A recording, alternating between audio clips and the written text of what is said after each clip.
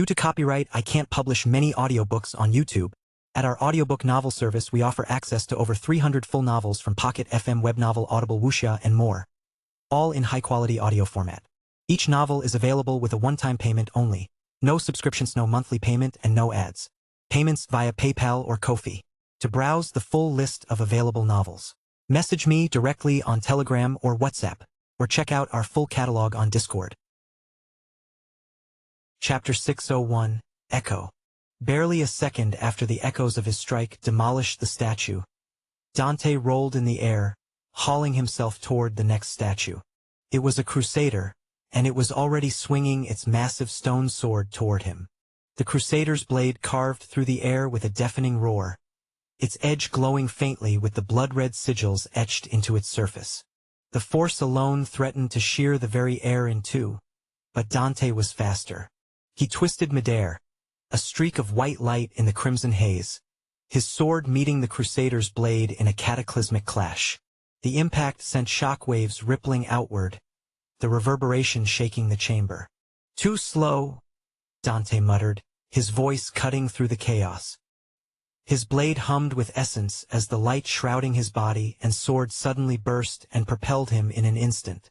He appeared behind the crusader, his weapon slicing clean through its torso with surgical precision. The stone figure cracked, crimson energy spilling from the fissure like molten blood. It let out a guttural roar, collapsing into a heap of rubble that disintegrated into ash. Northern, standing at the chamber's edge, chuckled under his breath. Impressive. He is no doubt a strong person. Despite being made of stone, they are not stopping his sword from hitting its mark. Dante was actually strong, very strong, but because of how brightly Northern was shining and how seemingly easy he was making things look, one would almost forget that the lieutenant was a paragon. Northern suppressed a proud grin. "At this rate, you might not need me to deal with all of them." Dante didn't spare him a glance, already moving toward his next target. The remaining crusaders began to shift, their movements fluid and unervingly lifelike. Sigils flared to life across their bodies, pulsating with a crimson, blood-like essence as they synchronized their attack. Two crusaders broke formation, their massive shields raised as barriers, while another launched a torrent of blood spells toward Dante. The crimson spell morphed midair, transforming into jagged spears that rained down with deadly precision. Dante's form blurred, weaving through the onslaught with inhuman grace, but Northern's eyes weren't on him. They were locked on the crusaders, analyzing their patterns, their essence. His chaos eyes flared, the world splitting into layers of raw information. Lines of weakness, fissures in the constructs of their forms, tendrils of soul essence pulsing through their cores. "Interesting," Northern murmured while standing, his arms folded as he patiently waited for his chance to tag in. He observed the crimson-red statue that sat on the tallest throne seat for a moment. Despite the havoc that was being wrought in its chamber, the blood guardian seemed unbothered. There was a deep emptiness to its dark eyes, with a tiny dot of red light glowing in the pitch darkness of its gaze. Northern felt something try to burrow into his soul as their gazes met, so intense that he took a step back with a gloomy frown on his face. Dante suddenly tumbled across the chamber, rolling on the ground past him. Northern's eyes rose in excitement as they followed. "Tak!" Groaning, the lieutenant painstakingly raised his hand, then gave a thumbs up. "Tak! You bastard!" Northern immediately, with a raw and vile light burning in his polychoria eyes, swung his head forward with malevolent hunger. Barely perceptible, he vanished, his body looking like it was losing form, blurring. The movement was short-lived, for in an instant Northern was before a crusader. Lieutenant Dante had managed to take out two of the statues in the chamber. It had gotten tougher since they all began to synchronize their attacks, not waiting for one another. While the crusaders were attacking, the casters were casting their spells. And it all gave no time for a proper calculation that should yield a sufficient and efficient reaction. But this was not the case for Northern. All four pupils of his eyes were looking in different directions. Grenger finished manifesting in his hand as he reached the crusader. Grenger materialized in Northern's grip with a crackle of chaotic energy, its twin blades gleaming like blackened void fire. The staff thrummed with raw power, as if it hungered to carve through the crimson haze. The Crusader swung its massive sword downward with the force of an avalanche, its blood-red sigils burning brighter as the weapon descended. Northern didn't dodge. He stepped into the attack, twisting Grenger in his hands. The twin blades sang as they met the Crusader's strike, splitting the massive sword down its center. The resulting shockwave was a violent roar of energy, but Northern stood firm, his boots skidding only slightly on the blood-slick floor. The Crusader reeled back, off balance, and Northern's grin widened. "You're not bad," he said, his voice low and dangerous. "But not good enough." With a flick of his wrist, Grenger's twin blades rotated, the weapon spinning in his hands like a tempest. Northern surged forward, closing the gap in an instant. The Crusader raised its shield, but it was too slow. Northern struck. The first blade of Grenger bit into the shield's edge, carving deep grooves into the slab of stone. The second blade followed, sweeping in low and slicing clean through the Crusader's knee joint. Then Northern, with a satisfying grin marring his face, muttered, "Echo!" Coated with a purplish dark essence, invisible strikes of the same kind bolted out of nowhere, cleaving not just the entirety of the stone monster but even the far end of the wall before which it stood. The statue, cleaved and chopped in bits and pieces from its head to toe, stumbled, its massive frame collapsing to one side. Crimson blood sprayed from all its severed limbs. Only one leg was intact, but Northern didn't give it a chance to recover. He spun Grenger overhead and drove it into the air with the force of a train. Echo! To the direction of the incoming Crusaders and blood spells that weaved eerily in the air. The same void-infused strikes appeared, magnanimously multiplying Northern's strike into the air. The impact sent cracks spiderwebbing across the ground and nearby wall. Even the cadaverous chandeliers trembled, their crimson ichor sputtering violently. With a final twist of the staff, Northern swung Grenger to his side, drawing a swift trail of cleave that parted the air. Echo! The other Crusaders were already moving. Two charged at once, their synchronized steps shaking the chamber, while a third caster chanted a spell that filled the air with an ominous hum. All of them were sliced from their torso to their lower waist. Chapter 602, Impossible feat. The lieutenant managed to raise himself up and lean against the cracked frame of the door, observing the fast battle that was unfolding between Northern and the statues. His eyes widened as they witnessed the scene, and a second later, they even trembled. "What?" he muttered. There was a slight difference to it, but he couldn't deny the stark similarities. The way each strike multiplied as if the air itself was mirroring his attacks, and they carried even more terrifying damage power than his. Echo? It had to be. There was no mistaking it, that was his Echo. But how? Dante's lips trembled. Northern was already moving again, his eyes darting in every direction, his chaos eyes dissecting their every move. In the moment, fractions of visions entered Northern's sight. He could see how all of them positioned and repositioned their movements in brief seconds from now. To his left, a Crusader swung a mace crackling with blood energy, aiming to crush him in a single blow. To his right, another Crusader thrust forward with a spear, its tip glowing with a deadly crimson light. And above, there it was. The spellcaster's glyphs converged into a swirling vortex of blood surge, ready to descend and obliterate everything in its path. Northern smirked. Perfect. The mace-wielding Crusader charged first, its strike descending with thunderous force. Northern sidestepped with casual grace, his motion fluid as though the air itself parted for him. Grenger spun in his hands. Having seen how all the attacks played out, he knew exactly where to strike, and he went for the legs. The staff hummed with power as it cleaved through the stone knees of the Crusader. Echo! Several horizontal slices spread over the Crusader's body and slowly sliced down one after the other. Let's try something else. Northern spoke to himself as he leaped over the fallen construct, his eyes now locked on the spearman. Mirage! The spear came in fast, But Northern's form suddenly split, quickly emerging in a circle that encased the rest of the statues. Northern looked at all of them. They were like spectral refractions of light and not like cloning. These were purely reflections. What he did, all other reflections also repeated. Even the Granger was reflected in all of the mirages.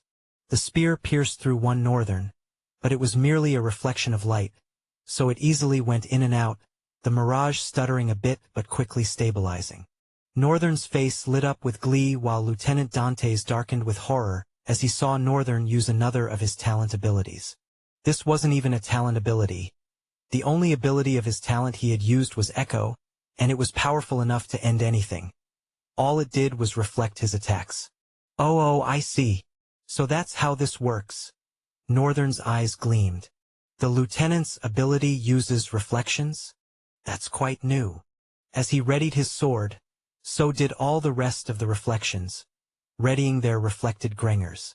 I wonder if the strikes will also be reflected or if this is merely an illusion. Northern twisted Granger in his hands, and all of the mirages mirrored his motion with eerie precision. The spearman lunged again, its stone weapon slicing through the air toward another of the reflections. The spear passed through effortlessly, the mirage distorting again like rippling water before snapping back into place. The moment the spear struck, Northern moved. He stepped forward, slashing Granger upward in a brutal arc. The reflections followed, their strikes synchronized as if tethered to the same thread. The spearman statue didn't stand a chance. The original Granger tore through its chest, black flame manifesting outward and destabilizing the statue's core. At the same time, every reflected Granger struck true, carving deep grooves into the air that shimmered with destructive intent. The spearman froze, its body trembling before shattering into fragments of stone and crimson ichor. The echoes of the reflected strikes rippled across the room, their force palpable even in the aftermath. Northern's grin widened, his voice carrying a note of satisfaction. Oh, it's real. Definitely real. The spellcaster above him reacted next, glyphs forming rapidly in the air around it. With a flick of its hand, it unleashed a barrage of blood surge projectiles, each streaking downward like a hailstorm of crimson death. Northern's chaos eyes flared again, tracing the trajectories of each projectile before they even formed. His body moved instinctively, weaving through the onslaught with calculated precision. But it wasn't just him. His mirages danced alongside him, their movements impossibly fluid.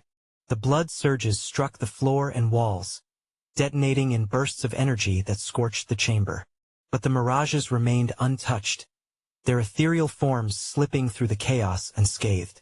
Dante's voice cut through the din, strained and filled with disbelief. This isn't possible. How is he using my abilities and blending them so well too?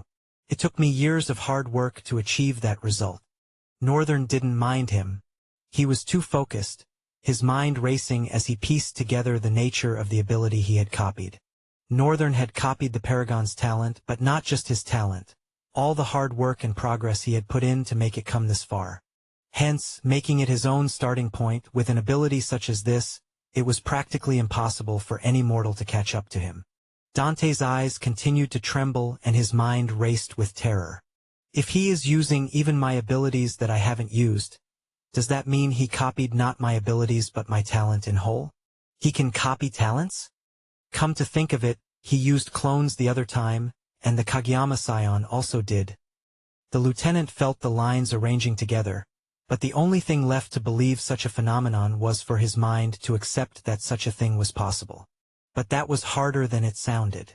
Every human had a soul, and when their soul reached maturity, a core began to form. This was the first stage of awakening.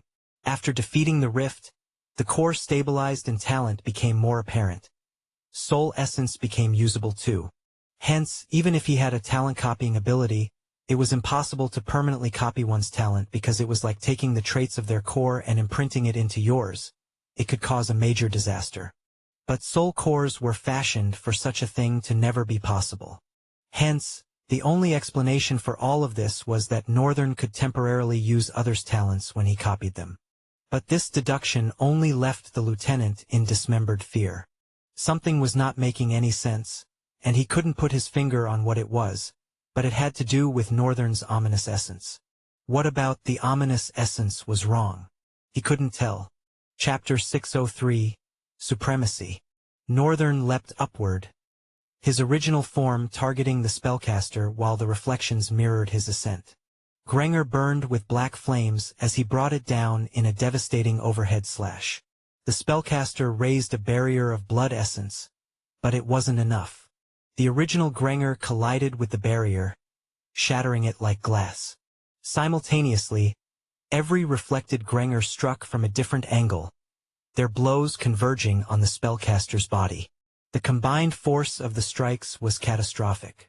The spellcaster crumbled, its entire form shattering in a brilliant flash of crimson light. The echoes of the reflected attacks resounded through the chamber, leaving cracks running across the walls and floor. Northern landed gracefully, his reflections dissipating into faint wisps of light that dissolved into the air. Dante stared at him, his expression a mixture of awe and horror. Northern had, in a quick moment, dealt with all the Crusader statues and spellcasters in the chamber. All that remained was the Blood Guardian itself and its two chiefs that flanked its left and right. Northern watched with blazing eyes, an eerie crimson reflection on his face, as they slowly stood from their seats. Simultaneously, the scepter of the Blood Guardian in the center seemed to intensify its glow. The creature, however, stayed seated as the other two rose to their feet. Rising to their full height, they towered over Northern, their blood-forged weapons gleaming with deadly intent. The chief to the Guardian's left wielded a long glaive, its crimson blade pulsating with a rhythm that mirrored the glow of the scepter. The chief on the right carried a massive round shield etched with intricate runes, paired with a jagged, blood-red blade that oozed raw energy. Northern's gaze flicked between them. His chaos eyes carefully diagnosed them in and out, stripping their souls naked in an instant before its mighty visual prowess. And just like that was how Northern discovered an interesting development.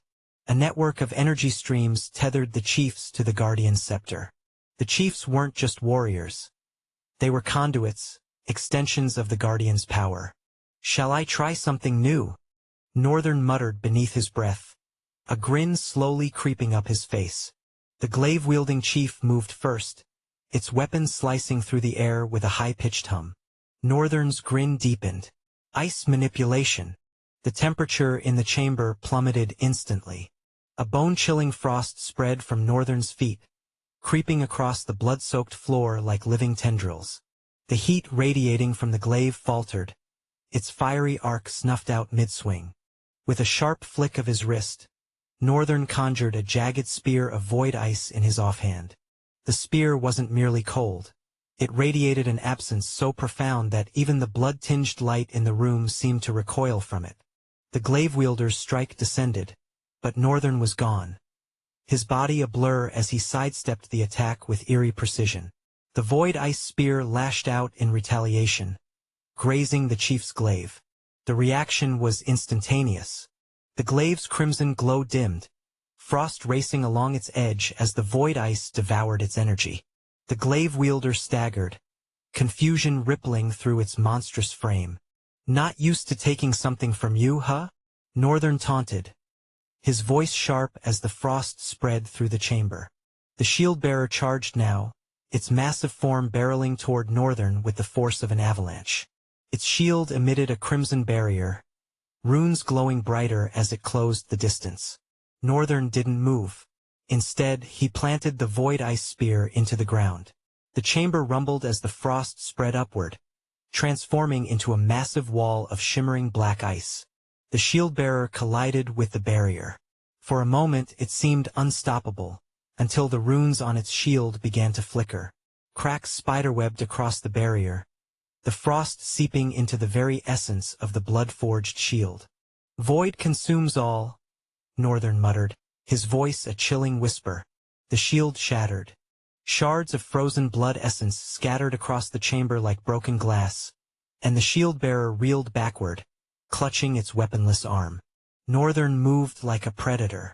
In an instant he was behind the glaive wielder. He had displaced Grenger moments ago and now swirled his hand midair. From nothing, an ice spear spiraled into existence. And when its creation was complete, like a javelin, Northern thrust the spear into the air. The glaive wielder raised its weapon to block, but the void ice spear surged forward like a living entity, devouring the glaive entirely. The weapon crumbled into frozen dust. "Your turn," Northern hissed. The glaive wielder roared, raising a clawed hand glowing with crimson light, but Northern was faster. Another void ice spear materialized in his hand, and he drove it through the chief's chest. The room seemed to hold its breath. The glaive wielder froze, literally. Its body was encased in void ice in seconds, the frost crawling up its limbs, over its face, and into its hollow eyes. A moment later, it shattered into 1,000 pieces, the shards disintegrating into nothingness before they could even hit the ground. The shield-bearer roared in fury, its blade swinging in a desperate arc. Northern caught it mid-swing with a single finger coated with ice, stopping its blade. From the tip of Northern's finger, the entire weapon froze, frost cascading down its jagged edge like a predator claiming its prey. The shield-bearer's eyes widened in disbelief as the crimson blade turned brittle, its once intimidating glow now a muted, fading ember. Northern tilted his head, his grin sharp enough to cut steel. "You monsters need to put more muscle into your blows." With a flick of his wrist, the frozen blade splintered into shards, each piece caught in an invisible vortex of void ice swirling around Northern.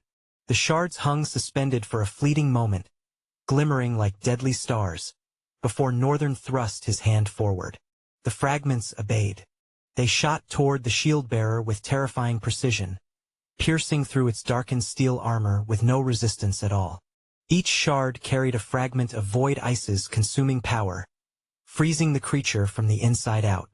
The shield-bearer stumbled backward, its massive frame cracking audibly as the frost raced through its body. It roared one final time, a defiant bellow that echoed through the chamber.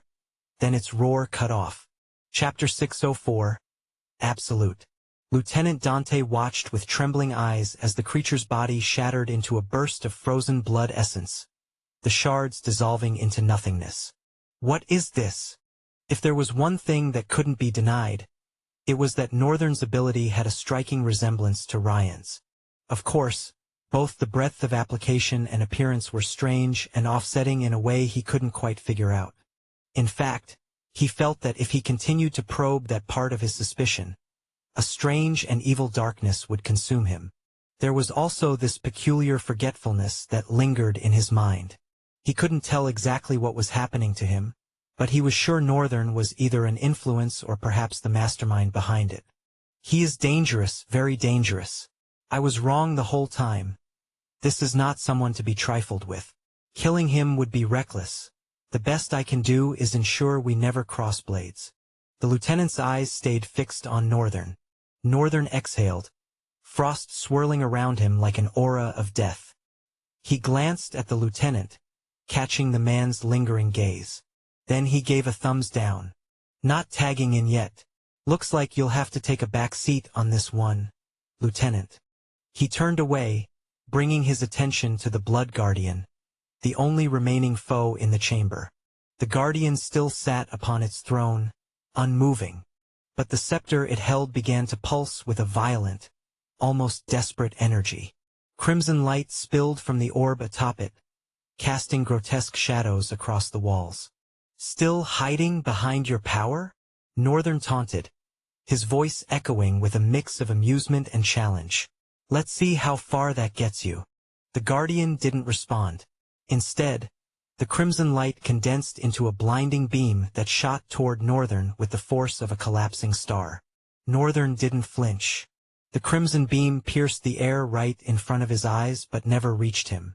He remained unscathed as the beam vanished completely. The chamber fell silent as all traces of the beam disappeared. Northern raised his hands and washed them over his face.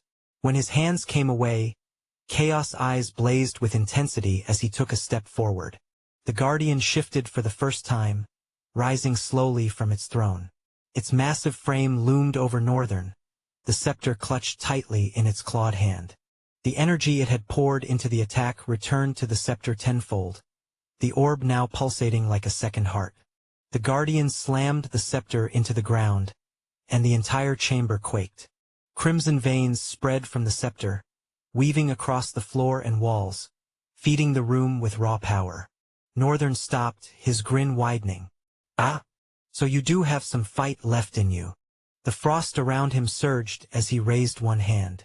A single, massive spear of void ice formed above him, its jagged edges emitting dark mists that seemed to fall, obscuring even the crimson ground.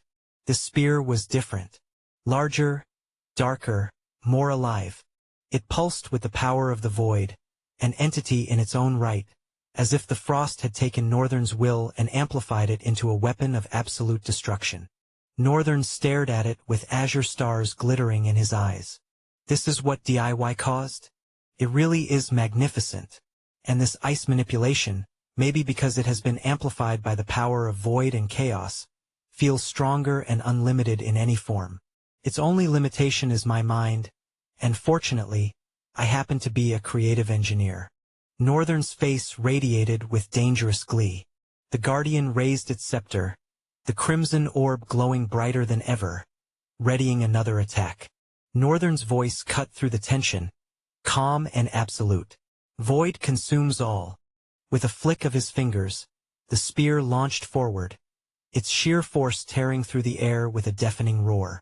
The moment it struck the guardian's scepter, Northern added, "Echo." Several additional, earth-shattering impacts pummeled the orb, resounding throughout the entire hall. The chamber erupted in a cacophony of destruction as the spear's multiplied force surged through the scepter, the crimson orb atop it shattering like fragile glass. The impact reverberated outward, each echo amplifying the destruction tenfold. The guardian staggered, its colossal frame trembling as waves of essence rippled through its body. Crimson veins crawling along the walls and floor shattered like brittle vines, bleeding light before fading into oblivion. The guardian let out an unearthly roar, its voice a blend of agony and fury. "Yeah, judging by your reaction, I guess I did hit a nerve. That orb has been giving me an unsettling feeling, so I had to do away with it first before dealing with you." Northern smiled. "Now, shall we end this?" The darkness in the creature's eyes deepened and roiled with primal fury. Northern advanced slowly, each step precise and unrelenting, his presence dominating the space. The frost clung to his form like a living extension of his will. He raised his hand, fingers curling into a fist as the remnants of the shattered void spear reassembled, forming an array of jagged weapons suspended in midair.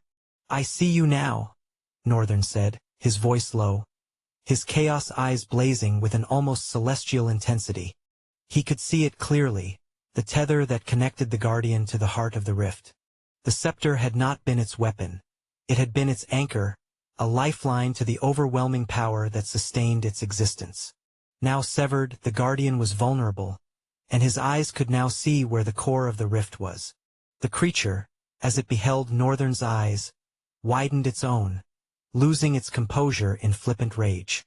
It lunged forward, its massive hands swinging in a desperate attempt to crush Northern. But Northern was no longer standing where he had been. A flicker of motion, and he was at the guardian's side, the void weapons striking like a swarm of predators. Each blade pierced the guardian's silk, shattering its once impenetrable carapace of blood. Crimson ichor sprayed into the air, only to freeze and evaporate in the void's cold embrace. The guardian twisted, swinging its massive arm in a wide arc. Northern ducked low with ease, the attack missing him by a hair. "Look at how unsightly and desperate a supposedly apex Belial like you has become." Granger appeared in his hand. He retaliated with a swift upward slash of the staff, the black blade cutting through the guardian's arm like paper. The severed limb crashed to the floor, disintegrating into shards of blood essence. As the severed limb fell to the ground, blood curled out of the creature's amputated arm and formed a new one. Northern tilted his head with glee in his eyes. "This makes it all the more enjoyable." Chapter 605, and execution. Northern's grin stretched wider, a glint of dark amusement sparking in his chaos eyes. The Guardian's renewed arm flexed, its grotesque sinews pulsating with crimson energy as if mocking his assault. Yet Northern remained unfazed, the frost swirling around him intensifying as the temperature in the chamber plummeted further. Lieutenant Dante, despite standing far away, could see dark frost subtly spreading around his exposed hand. The cold wasn't biting or in any way beyond normal, but it spread dangerously. His power is dangerous, the lieutenant thought with a tight frown on his face. I wonder how long you can keep regenerating parts of your body. Looks like in a while, I'll be having a much more enjoyable battle. Northern's voice resounded with the hint of an insane glee. The Guardian lunged again, faster this time, its hands extending into claws, slicing through the air like a storm of razors. Each strike carried a force that fractured the stone floor, sending shards flying. But Northern danced through the onslaught, his movements fluid, almost taunting. The void ice weapons hovering around him moved in tandem, intercepting blows and retaliating with precision. You're predictable, Northern said, sidestepping another swipe. He thrust Grenger forward, the black blade piercing through the Guardian's torso. Instead of recoiling, the creature roared and surged forward, impaling itself further onto the staff. His other hand swung down, aiming to crush Northern outright. Northern's chaos eyes flared. Black Lance. For a moment, a grave silence descended upon the chamber. It looked like there was no impact. Then suddenly, the entirety of the hand was nowhere to be found. Even the Blood Guardian itself was surprised. The Guardian stumbled back, its massive frame trembling. It stared blankly at its missing hand, which was slowly flowing with streams of crimson ichor.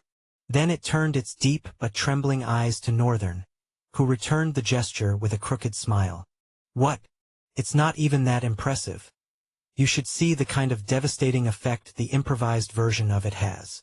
Northern dismissed Grenger and slowly raised his hands. Black tendrils stretched out of his somber armor and folded over it, coating it and making it sable. That part of Northern's hands looked like he was wearing a gauntlet crafted with the essence of the night. It gleamed viciously with a gloomy aura. You feel that? Northern asked, his voice calm, his gaze unwavering. That's your existence about to be dismantled, piece by piece. The Blood Guardian roared, its cry reverberating through the chamber with primal fury. Both of its arms ignited with crimson essence, growing larger and more jagged as they morphed into grotesque weapons. It swung wildly, desperation seeping into its every move.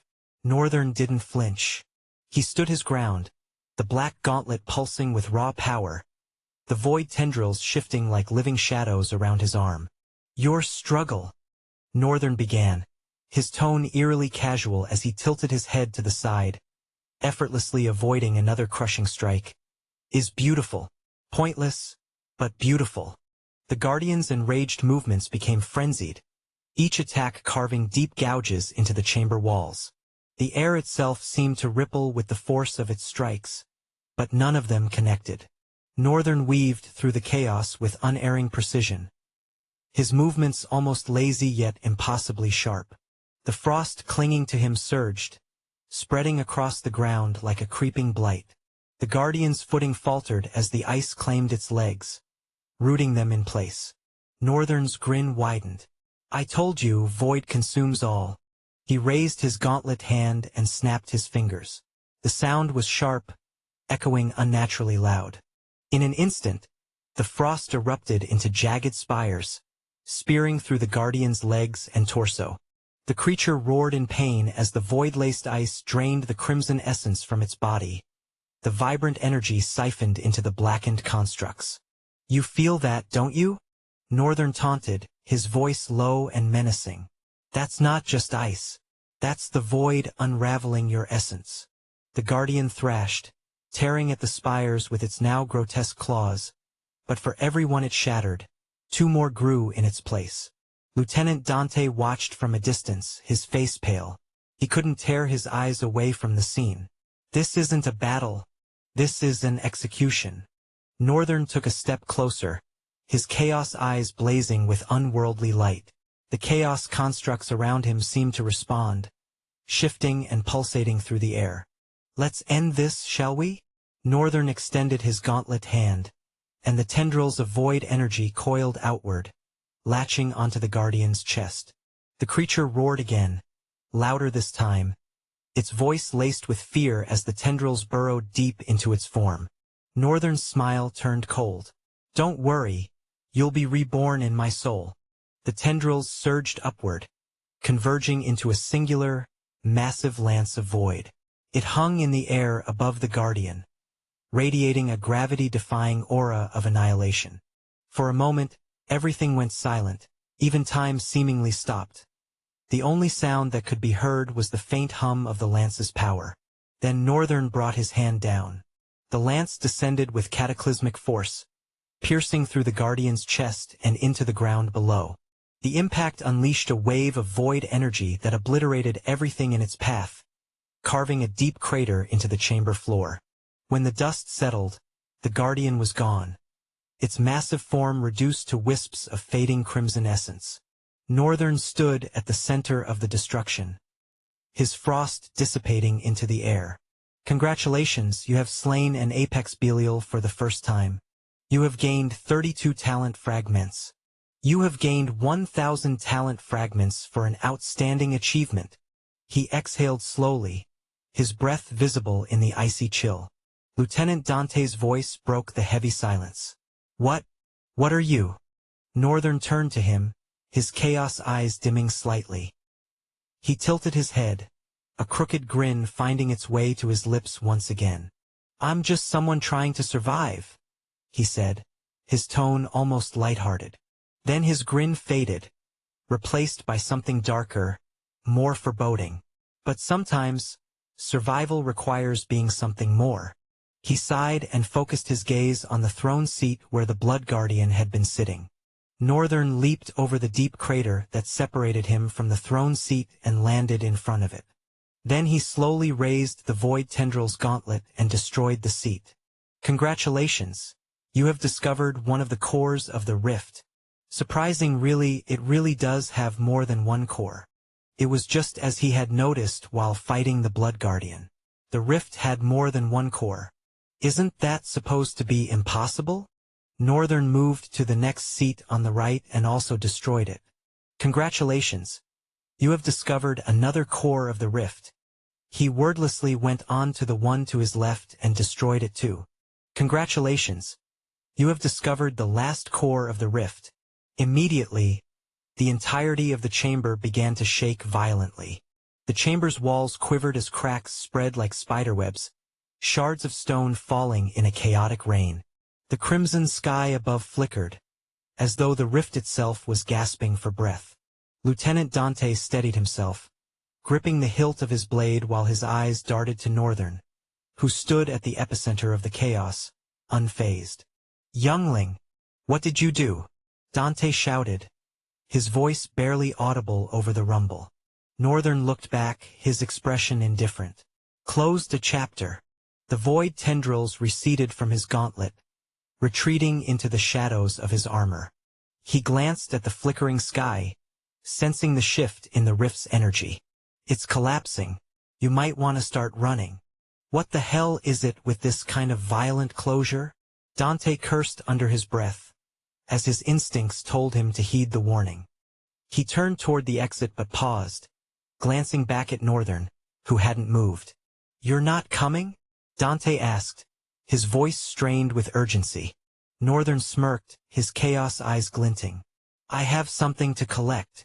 Before Dante could argue, the ground beneath them split, creating a deep fissure that swallowed the remaining throne seats. A wave of scarlet energy surged upward, the rift's essence converging into a single, pulsating sphere at the chamber's center. Northern extended his hand, his gauntlet reforming. Void tendrils lashed out, anchoring themselves to the sphere.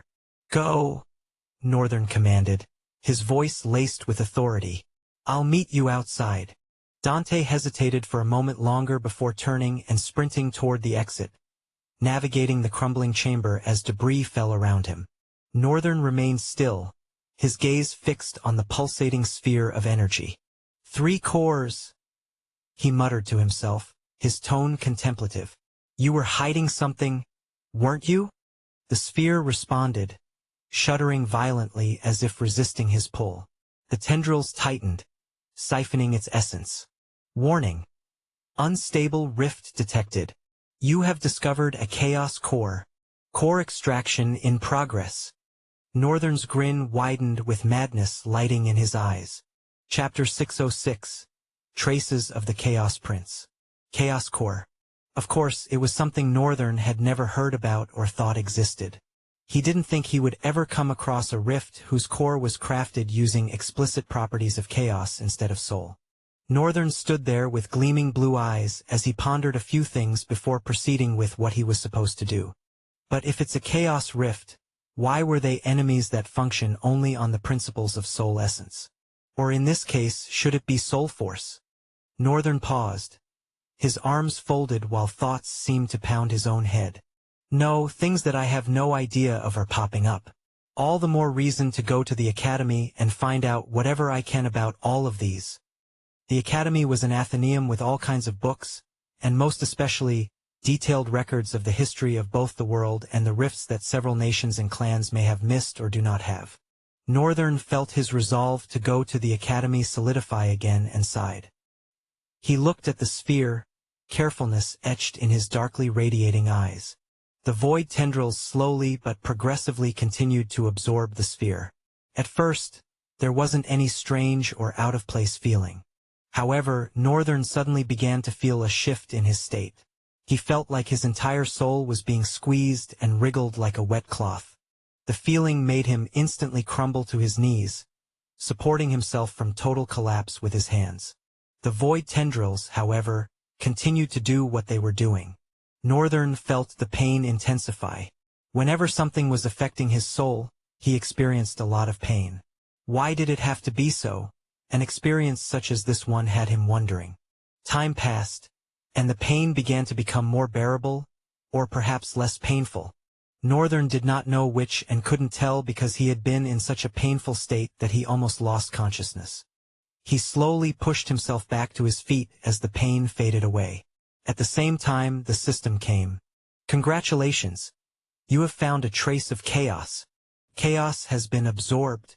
The power of chaos in you is rising. Northern felt a faint screeching sensation in his head, causing him to close his eyes.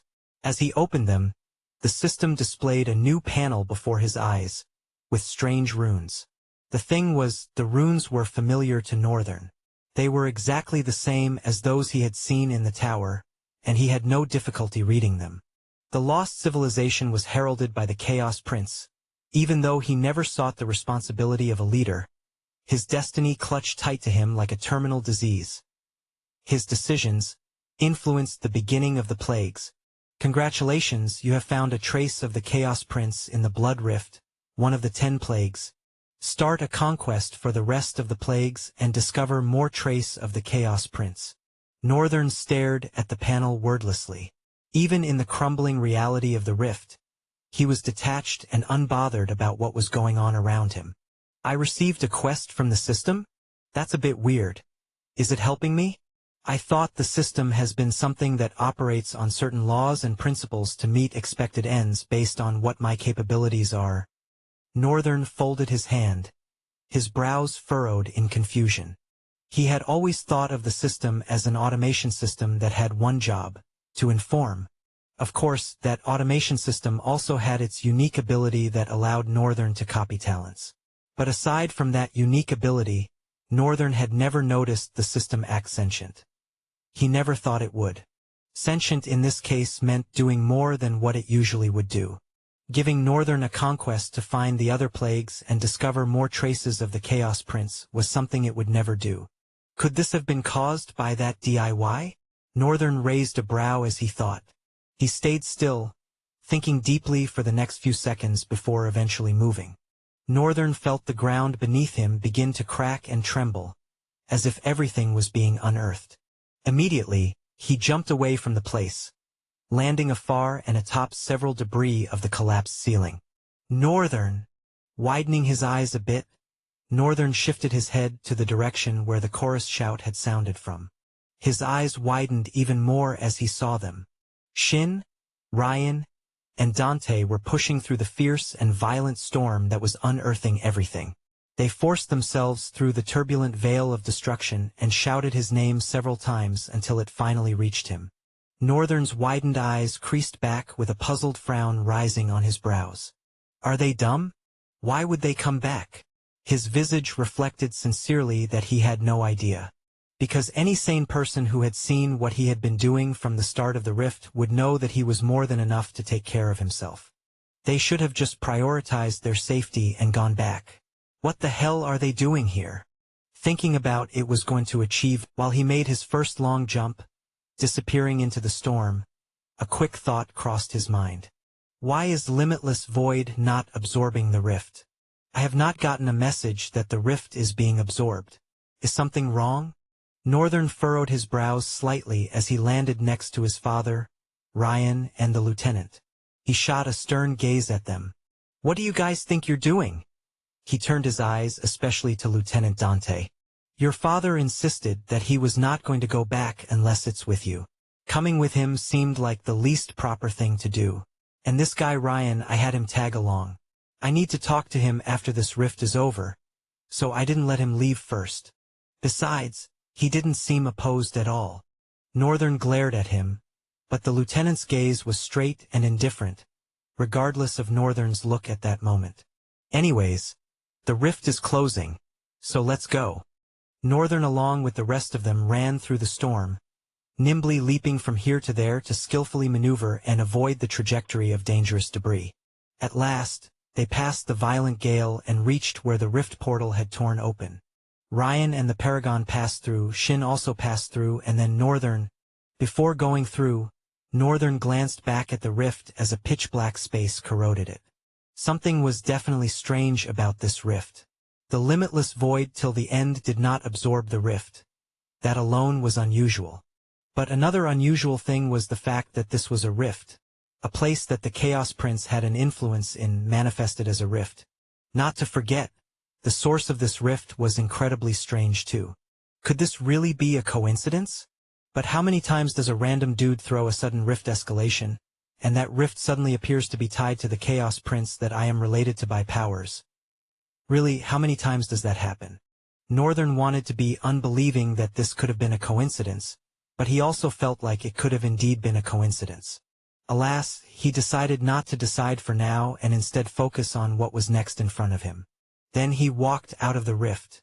The familiar scape of the underground spread out before his vision, only that now, there was a lot of noise, and a lot of people.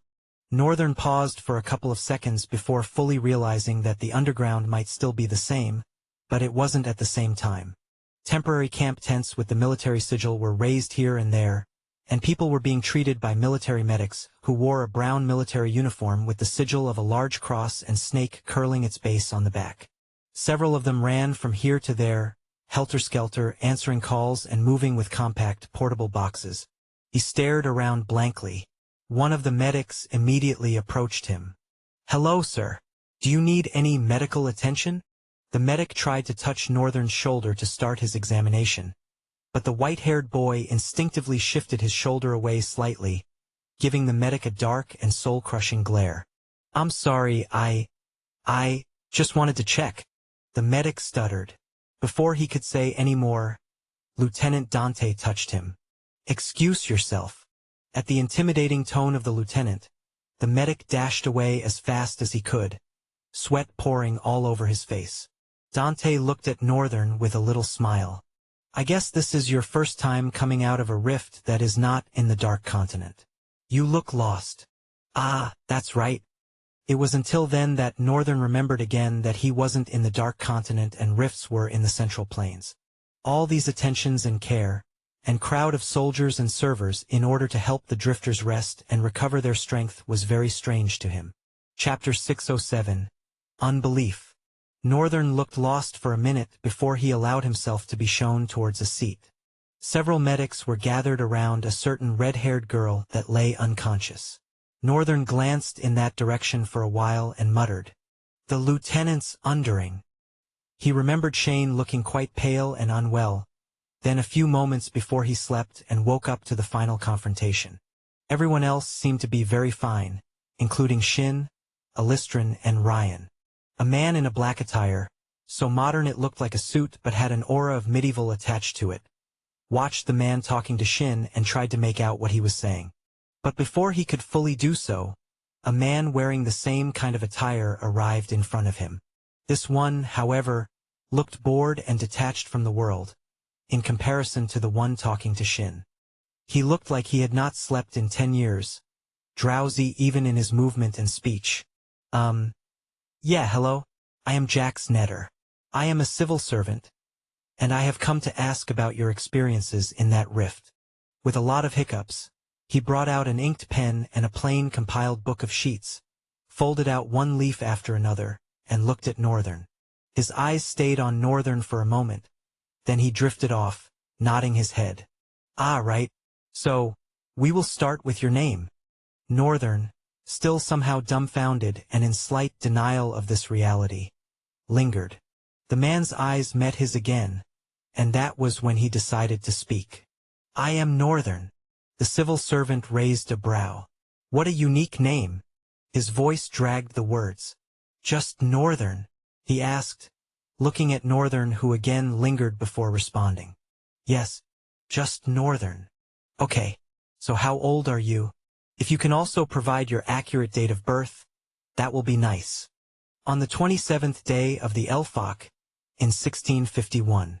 The civil servant's eyes stayed on Northern with a bit of uncertainty. 16 years old? That can't be. He narrowed his eyes and asked again. Are you sure, sir? With that date of birth, you are 16 years old.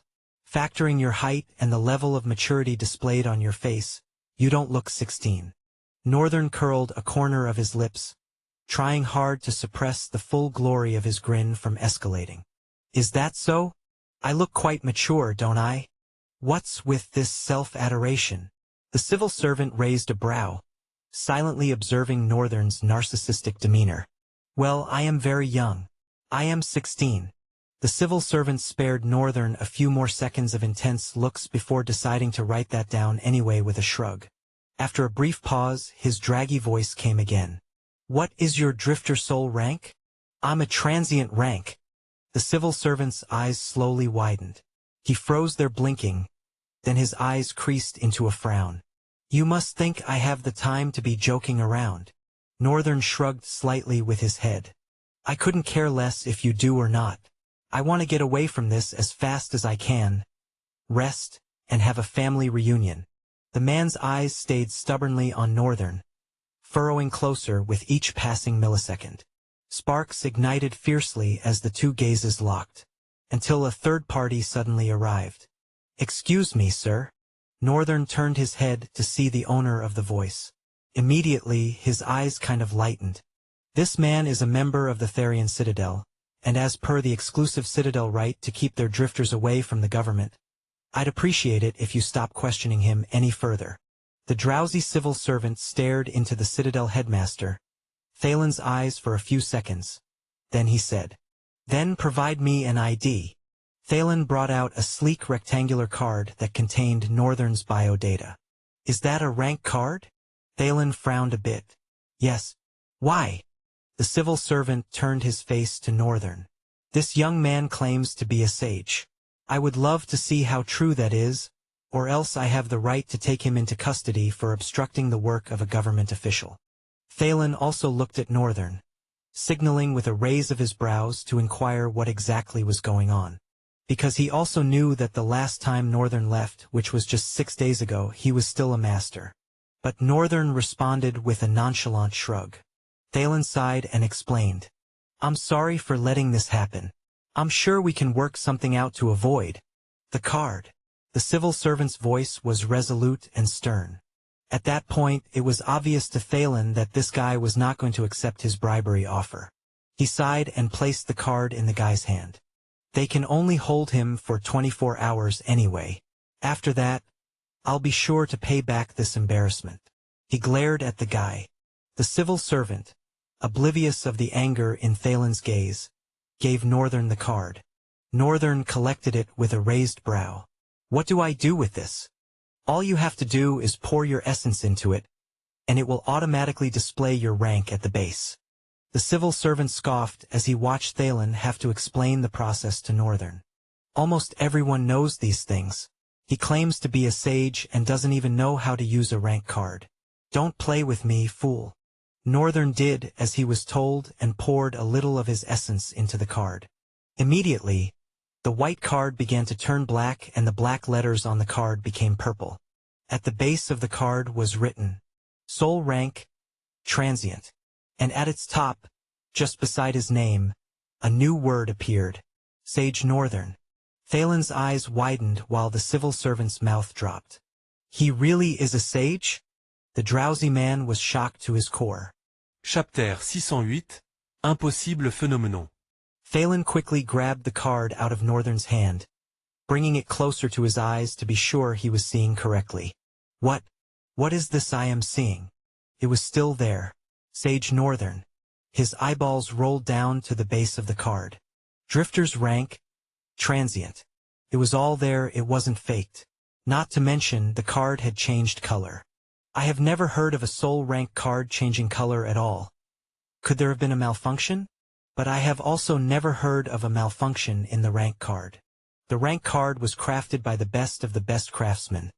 Not just mundane, but drifters that awakened with craftsmanship abilities. Since it had been in circulation 50 years ago, never had it been recorded that it changed color or broke. So this couldn't be possible. There was a first time for everything, but Thalen knew enough about Northern's capabilities that he didn't want to doubt this. The color change of the card called for extra attention, but that did not deny the fact that the boy's rank had changed from vagrant to transient. There's no way he became a sage in 6 days. Indeed, there was no way. Thalen's thought was literal and introspective.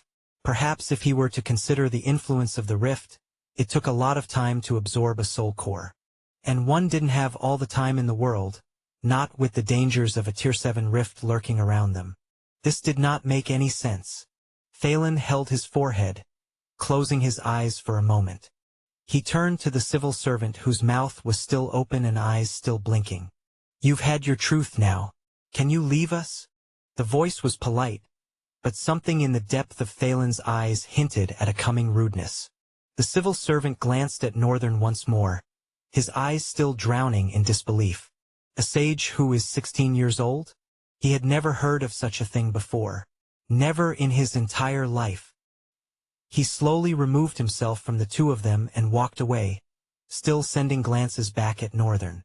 Northern watched him leave with a slight frown on his face, and when the guy kept looking back, his frown deepened. What's the deal with him? Thalen also glanced back and shook his head, sighing before he started. The civil servants are non-military arms of the government that oversee the activities of the Rift and Drifters. They'll jump at any chance to recruit a drifter. I see, Northern muttered. There was silence for a while, then Thalen's voice came again. Besides, anyone would be like that after what they just saw. His eyes scanned Northern's eyes. Northern looked down at the card in the headmaster's hand and opened his mouth. Oh. Northern was dumbfounded for a minute, not exactly sure what the news was or what to do. He shrugged. What do you mean, oh? You just became a sage in 6 days and you don't have anything you want to say. The headmaster's voice soared but quickly came back down. Northern lingered in silence for a while. He looked here and there, then brought his eyes back to Thalen and shrugged again. It just kinda happened, really. Even I was not expecting it. I guess we can just say I have a fast growth rate. Thalen slapped his palm on his face. A fast growth rate? He mumbled to himself. No one, especially not a drifter, has a fast growth rate. You think if such a thing was possible, paragons would be scarce. I'm special, Northern retorted with an amazing smile. A smile that only poured fuel to the flames burning in Thalen's heart. The attitude and energy Northern was giving to this situation was like he was underrating it. Perhaps he did not know the gravity of what is happening right now. Thalen thought. He breathed in and out several times before facing Northern again. Listen, he said, holding Northern's shoulders. Look at me. I'm looking at you. You seem out of gas. Are you okay? Leave me, let's focus on you. I'm going to try to dissect this for you, so you understand. He stared deeply into Northern's eyes with focus. I heard the governor of Arcadia died. The owner of the mansion you guys lived in? Did you meet him before he died? That man? Yes, I did. What about it? That man is a sage. Oh, I see. Okay, indeed you see. But what you don't see is, that man awakened at the age of 15 just like you, and became a sage at the age of 47. Northern narrowed his eyes, slightly surprised. That was heavily slow. Exactly what I'm saying. That's how these things are. Thalen's words were suddenly filled with vigor. But when you look at it, he wasn't in the Dark Continent and maybe he didn't enter so many rifts. The headmaster shook his head. No, you are not getting something right.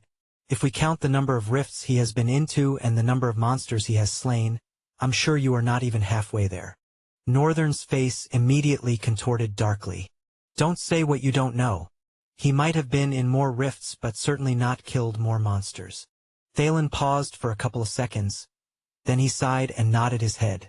Okay, perhaps you are right. Perhaps you have killed more monsters. But a normal transition from a vagrant all the way to a transient soul rank should take not just 1 or 2 but at least 5 years, if one was absorbing soul cores every day. Make it make sense that you achieved that in 6 days. Northern shrugged. It doesn't have to make sense to you. It is what I am. I don't make sense to anyone. The headmaster stood there, shocked and helplessly going to accept that Northern had progressed 2 ranks in 6 days without any proper explanation. He felt like his head would burst from all the racing thoughts, bringing and dismissing the possibilities of what this impossible phenomenon could be. Chapter 609. Reunion Part 1. Along with the rest of the Citadel members, Thalen was able to take care of things, curb and control them from escalating. Since Ryan, Northern, and Shin were already under the temporary canopy of the Citadel, there was not much that the civil servants could do. At last, after all the questions, they let the questioning go. The lieutenant and his subordinates, however, were nowhere to be found even before the government let them go. Northern was a bit disappointed. He thought he and Lieutenant Dante had at least become somewhat acquainted. But the dude left with no goodbyes. It's probably all for the best. He has things he is doing, after all. Northern sighed and folded his hands. The 3 of them were standing while they waited for Thalen to wrap things up. After a while, the headmaster of the Therian Citadel arrived at their front. Northern, already pissed, frowned as Thalen got to their front. What is it with all the questions? Is this how it usually goes? Thalen shook his head. No, this usually does not happen. But aside from the death of the governor, an entire cathedral was destroyed. The government would want the person that caused the destruction of the cathedral to be found. He looked at Shin and the rest of them. And you guys were certain that this elf did all these? Shin smiled and nodded his head. Northern had no idea why, but it seemed the entire team had lied on his behalf. What a waste of lies! Whether or not they found out what he had done was not going to stop him from doing the things he wants to do or going where he wants to go. It would have definitely become a bother, but Northern was sure he would still be able to walk through it. Anyway, the government seems to now have a lot on their plates with the death of the governor. This could be the beginning of a major coup in the government.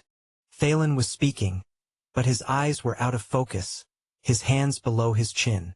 This could be an opportunity to tap into how this will affect the market before anything does. If it's a coup being led by Lieutenant Dante, it would cause a serious uproar for a while. Alistran shook his head slightly and stopped him, making Thalen look at him with the first sentence. You are wrong. That guy, he was an ascendant the last time we saw him and we knew how strong he was, did we not? He is a paragon now and is 10 times stronger than whatever he was before. Thalen narrowed his eyes. What are you trying to say? Dante, he has grown very strong. Let's not think lightly of this matter. Northern exchanged a brief glance between Alistran and the Citadel headmaster. Then he looked down. I guess I kind of understand now. That airship, the earthquake, the death of the governor also was all caused by him. That explains why he left early.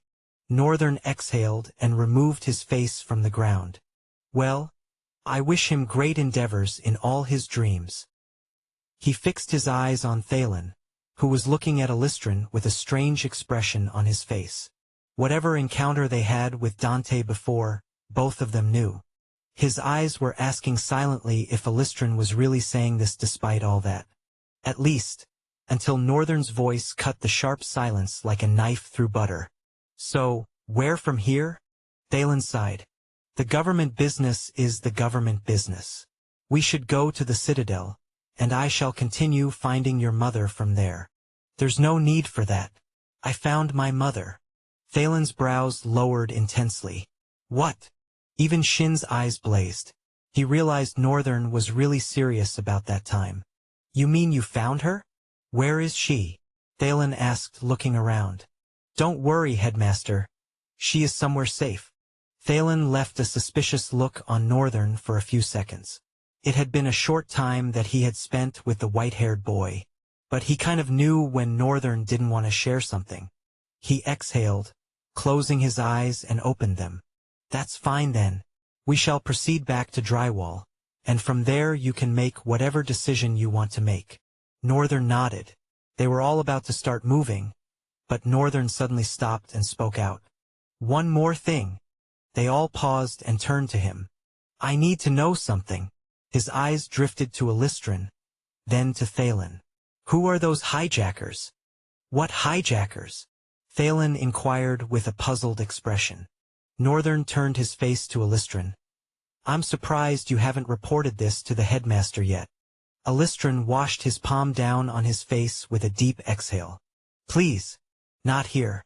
Not now. I was waiting until we board a ship, at least. Well, I've been thinking about it. I want to know if it has anything to do with what happened in Arcadia since our arrival. Why was it when we came that a lieutenant of the military suddenly strikes and killed the governor who we happened to be staying at his house at the time? Thalen paid attention to what Northern was saying first. Then he turned to look at Alistran, exhaling again. It's not wrong of you to think like that, but like Al had said, this is not a matter for a place like this. We have a private airship. We can discuss this matter there. Northern examined the headmaster and Alistran, discovering that the headmaster's expression at least held a hint of honesty. He responded, All right, give me a moment to fetch my mother. I will meet you at the airport. Northern immediately vanished before anyone could say anything. Instantaneously, he arrived in the limitless void and was greeted by Jesai, Linus, Night Terror, Black Mamba, Corpse Eater, Revant and Byran. Byran, most especially, even though he was the oldest and most mature-looking, had his eyes glittering the moment Northern's form appeared in the Void Palace. He could already even sense it milliseconds before and had exclaimed with a bright expression, Master is coming!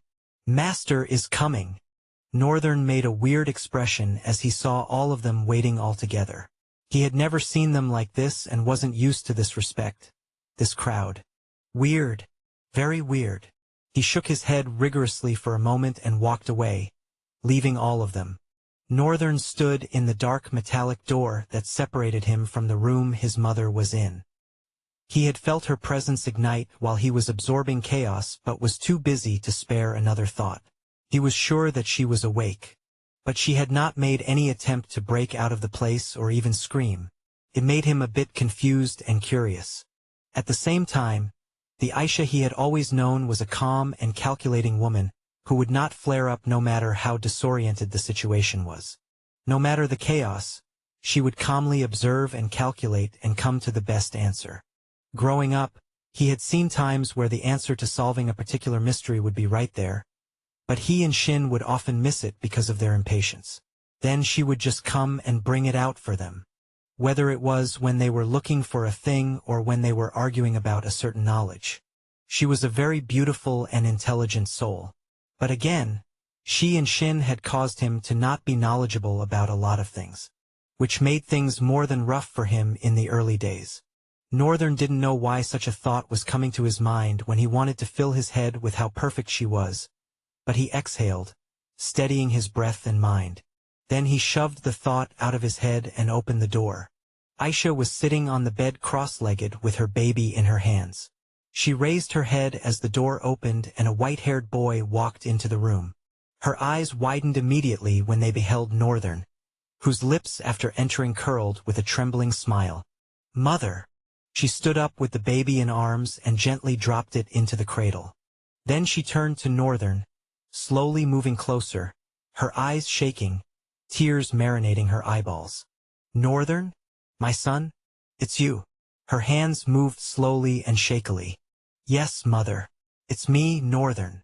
His voice was low. He closed his eyes, taking in the genteel and warm touch of Aisha's hands as they made contact with his cheeks. Her lips trembled as they opened.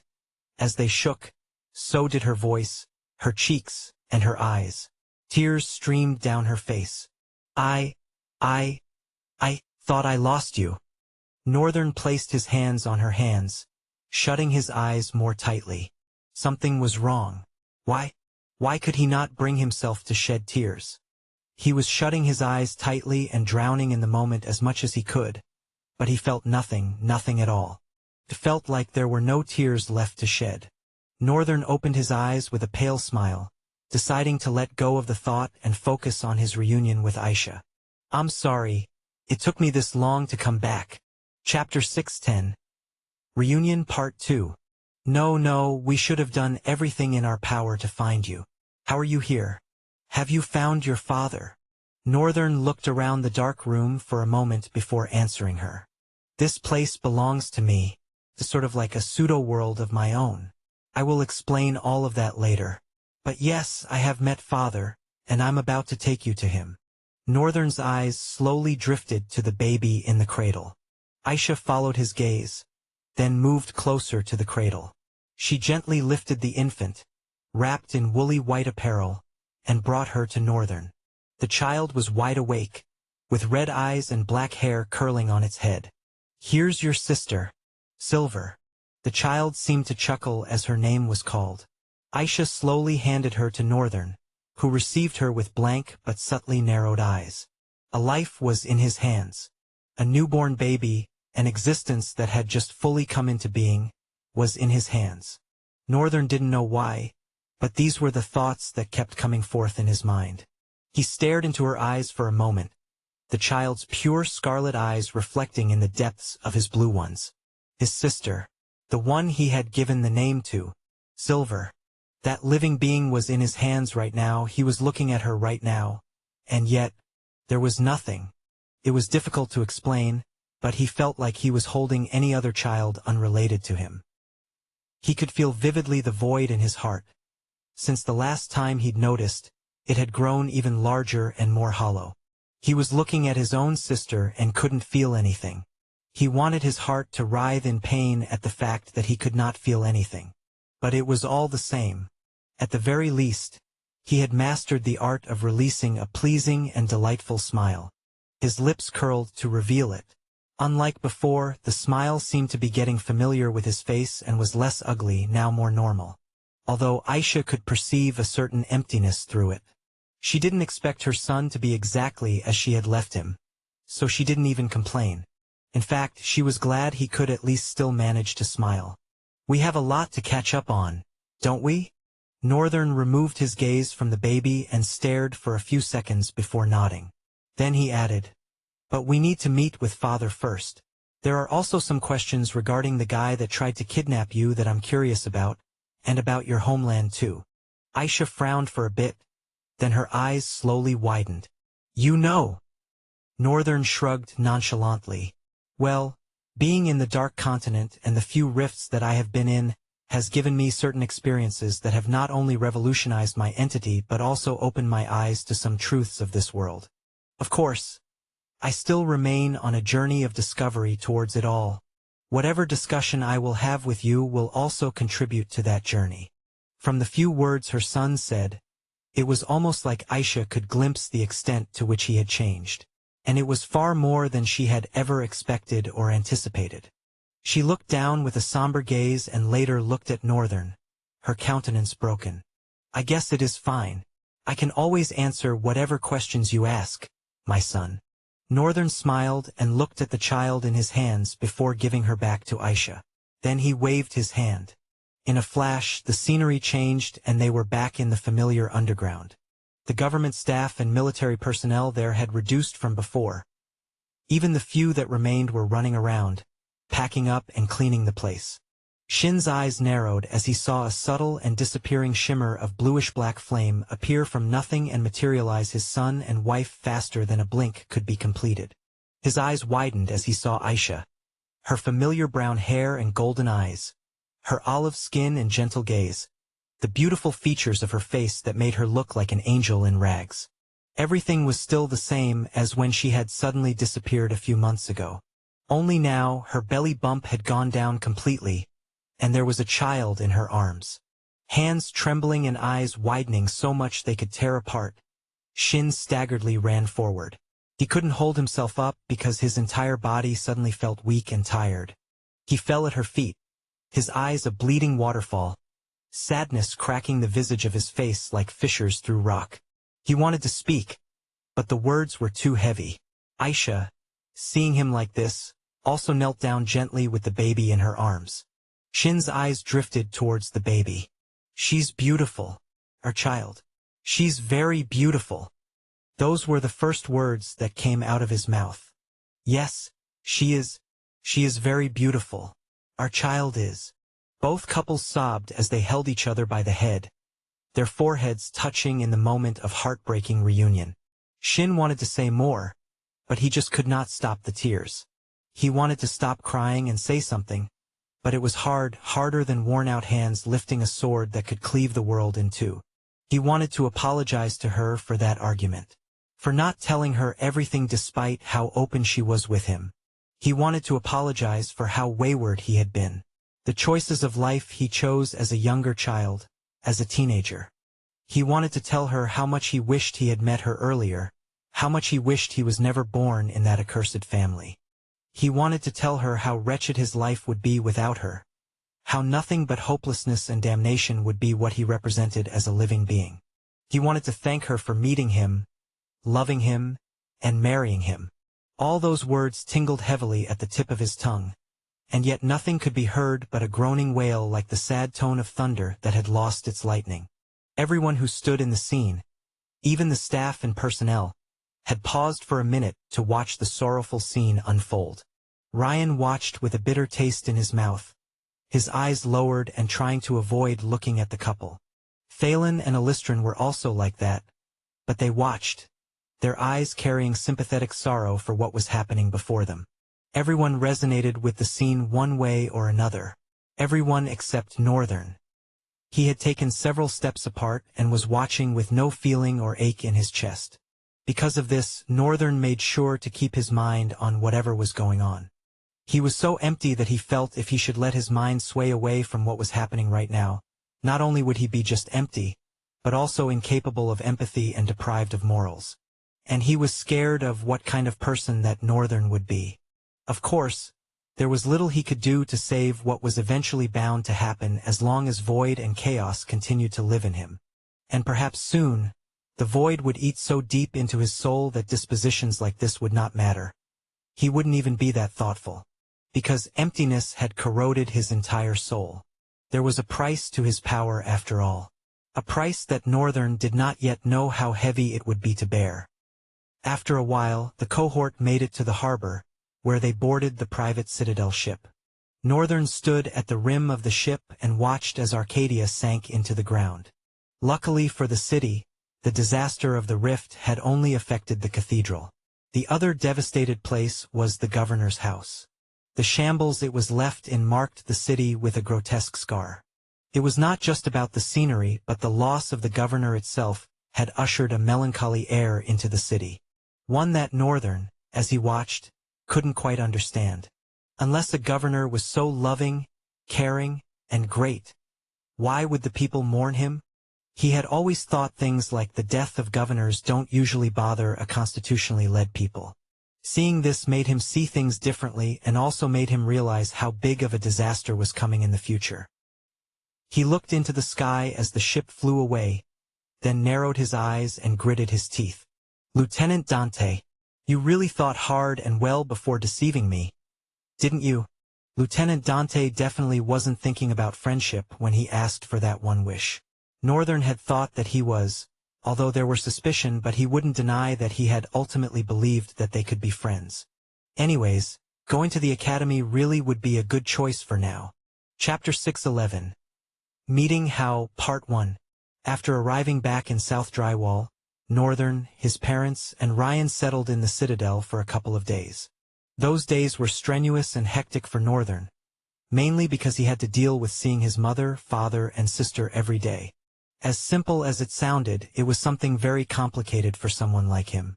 With how increasingly void he kept feeling, it was difficult for him to pretend to show certain emotions. And his mother saw through his attempts like glass.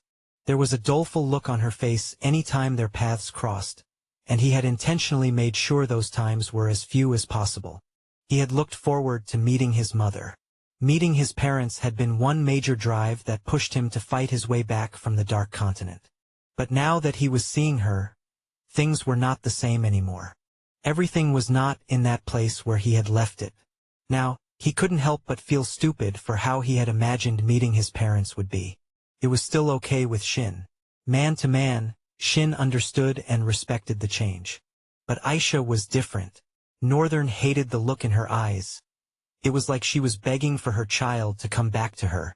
Knowing very well that he had gotten to a point where he could never return, which meant the child she lost a year ago could never return to her, he just felt sorrowful for her. And he couldn't even continue to sulk in his sorry state caused by the weight of his powers. Northern felt like he needed to make up for this void by making sure both of them were safe. There were two things he needed to do to achieve that. First was get to the bottom of both the elf cults and the reason why the Kageyama clan suddenly approached Shin. Aisha's disappearance might have been a coincidence that happened while the Kageyama clan approached Shin. But Northern had another thought. It was inconceivable. What if the elf cult was working with the Kageyama clan? That would make things deeper than he thought they were. So, it was something he needed to get to the bottom of at all costs. The second thing he needed to do was get stronger. That Northern wanted to do by going to the academy. For the next 6 months of his life, he would not be able to rank up his soul due to the penalty, which meant for the next 6 months, he would be busy harvesting fragments, evolving his talents, and copying more talents. Not only that, with the academy's vast knowledge, he would also be learning about talent and soul. First was what was left of his discussion with the lieutenant about force. If there was indeed anything like that, he thought the academy would be the best ground to learn it. The second was about rifts and the history of their origin. He wanted to know what they began with and what exactly rifts in the early days were like. He wanted to know if he could see traces of the Chaos Prince, tyrants, and origins in the books of history. The third was about true names. Northern so far had not seen anything special about true names, but if there was one thing he knew, it was that they weren't there for decoration. True names had to have a purpose they were serving to the soul and its core. But so far, Northern had seen nothing that really painted the value of true names. Of course, in himself, he had gained the ability to steal others' names, therefore ridding them of their abilities, but it was only monsters. Moreover, he hadn't discovered any value that the stolen names held for him. Sometimes it looked like it was just for decoration, but there had to be more. Nameless and formless were the one thing that belonged to him as a careless drifter, without the influence of the system. Northern felt a great sense of attachment to it and the need to unravel its use to him. The fourth thing Northern wanted to learn was the art of craft, not just any craft but blacksmithing. In fact, it was one of the major reasons he was going to the academy.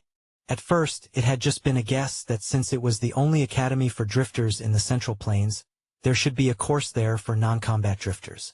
Builders, to be exact. And since reaching South Drywall, he had been asking around, and it turned out that he was right indeed. Northern since then had been planning his departure meticulously. With the art of craft, his knowledge in engineering, and the soul craft ability he gained through Limitless Void, he would be able to cause a part of him that had been buried to bud. And this would give him some utility ability. Hence, he wouldn't just rely on his copy abilities. He would also be able to make up for his lack of items this way. But before he began to do all of that, the one thing Northern needed to do was talk to Hao. He sighed. He had been staring in the mirror for the past few minutes as he cooked these thoughts in his head over and over again, being thorough with them to make sure he wasn't missing anything. He looked away from the mirror for a moment and looked again, this time observing himself. His gaze was unwavering as his calm blue eyes traced his own reflection. The light in the room caught on the faint texture of his ribbed, white sweater, accentuating the clean lines of its design. Since the year was nearing its end, the weather in not just South Drywall but most of the Central Plains was getting unbearably cold, and that was what had warranted the thick sweater. He didn't even get to pick it himself. Left to him, he didn't mind. It was not like cold had an effect on him. The high collar of the sweater hugged his neck, speaking a subtle but bold statement, while the black bands on his sleeves added a sharp contrast, framing his lean, athletic build. His gloved fingers rested lightly on his hip, the black fabric a seamless extension of the monochrome ensemble. The gleam of the silver accents on his pants, a zipper-like detail that suggested both utility and style, caught his attention, and he adjusted the slight tilt of the chain draped along his thigh. Tousled white hair framed his face, its messy and long strands perfectly offsetting the crispness of his outfit.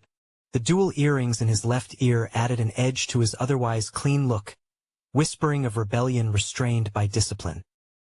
His expression was unreadable, save for the faintest hint of thoughtfulness in the furrow of his brows. He leaned closer, the faint shadow of his breath fogging the mirror for just a moment, as if trying to discern something deeper in his reflection. Then Northern muttered to himself, "I guess this is fine for being casual." He leaned away from the mirror and after that headed out of the Citadel.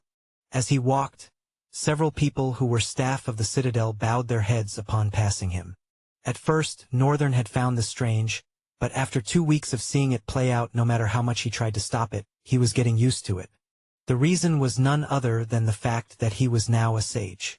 In the entire Citadel, there were only 5 sages. Alistrin and the headmaster were among them. Northern becoming a sage made their numbers increase to 6. Those 5 were respected the most in the Citadel. Their presence was very rare because they were always in different regions representing the Citadel, closing rifts and building connections on behalf of the Citadel.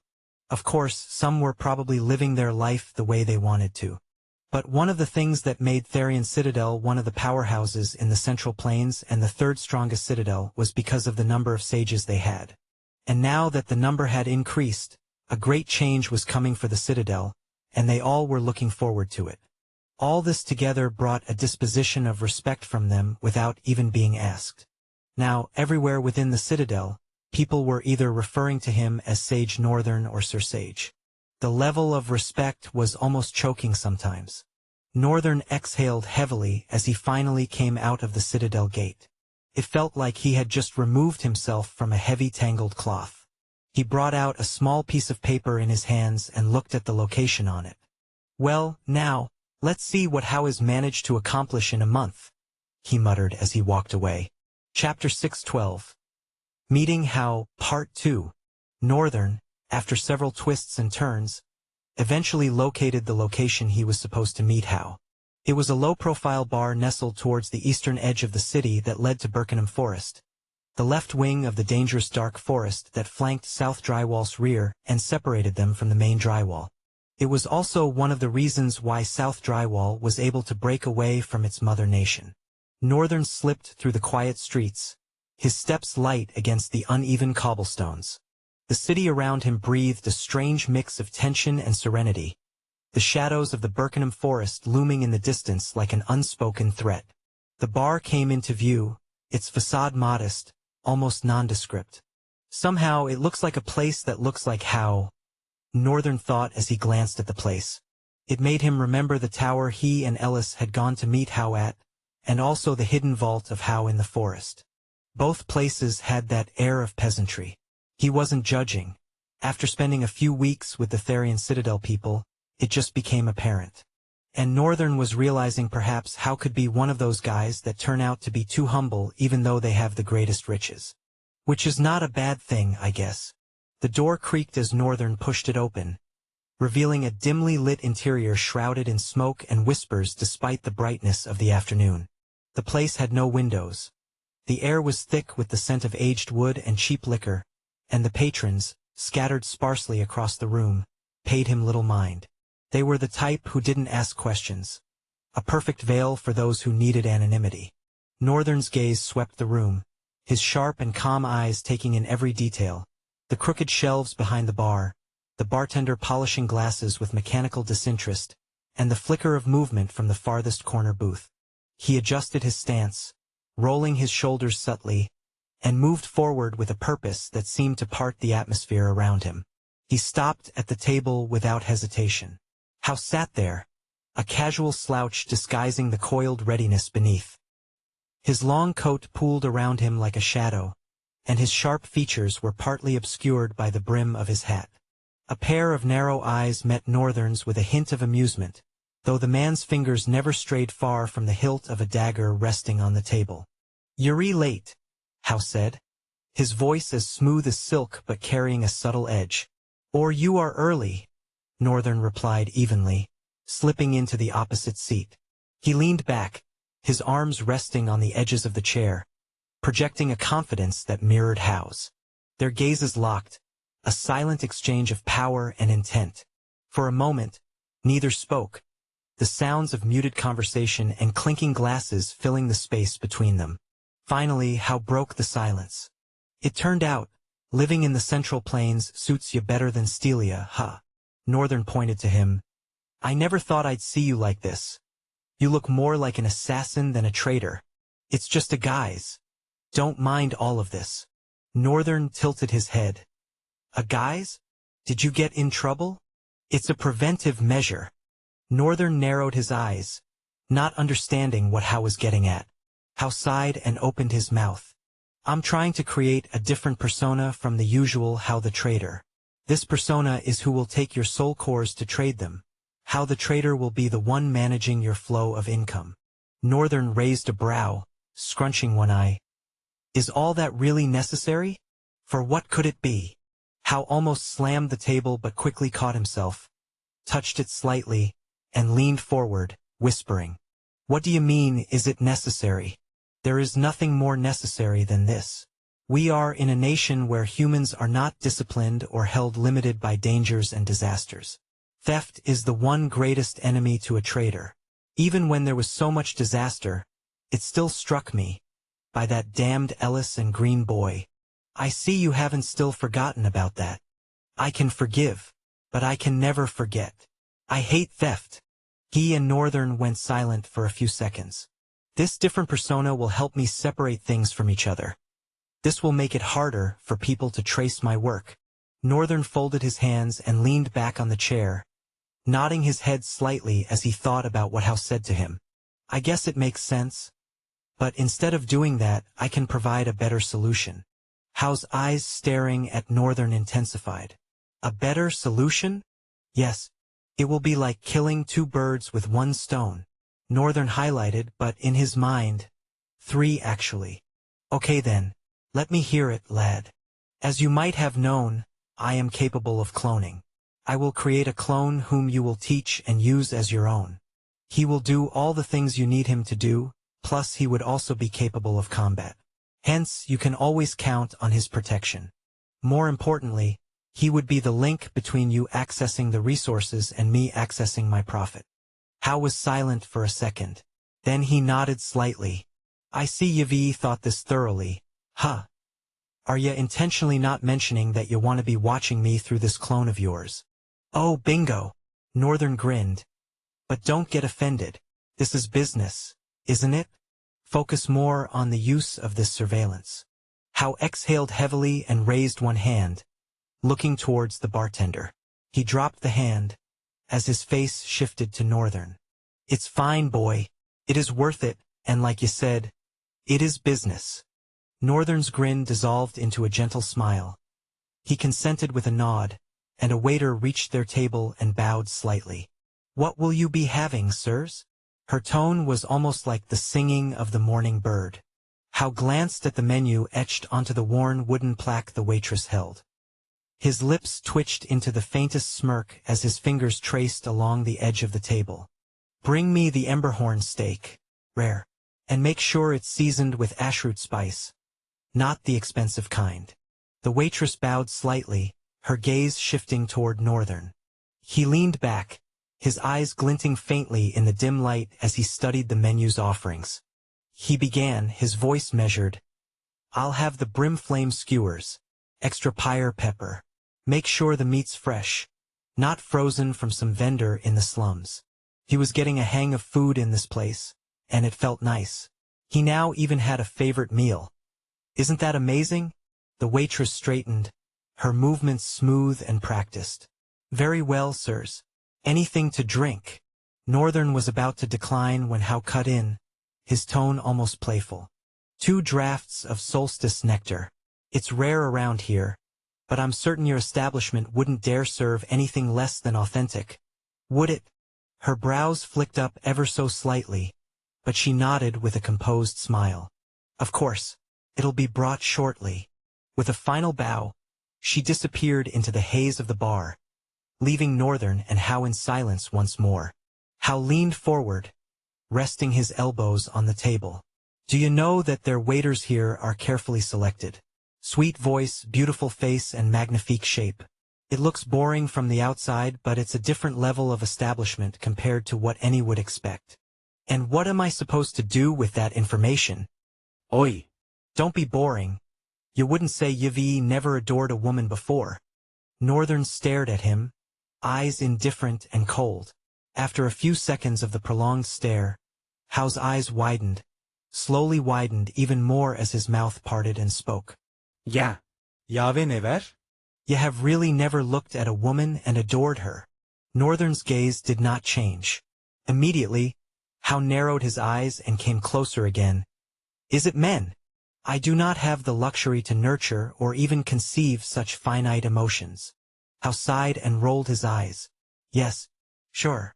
Please, can we move on to why we are having this meeting? Howe cleared his throat and repositioned himself to sit well.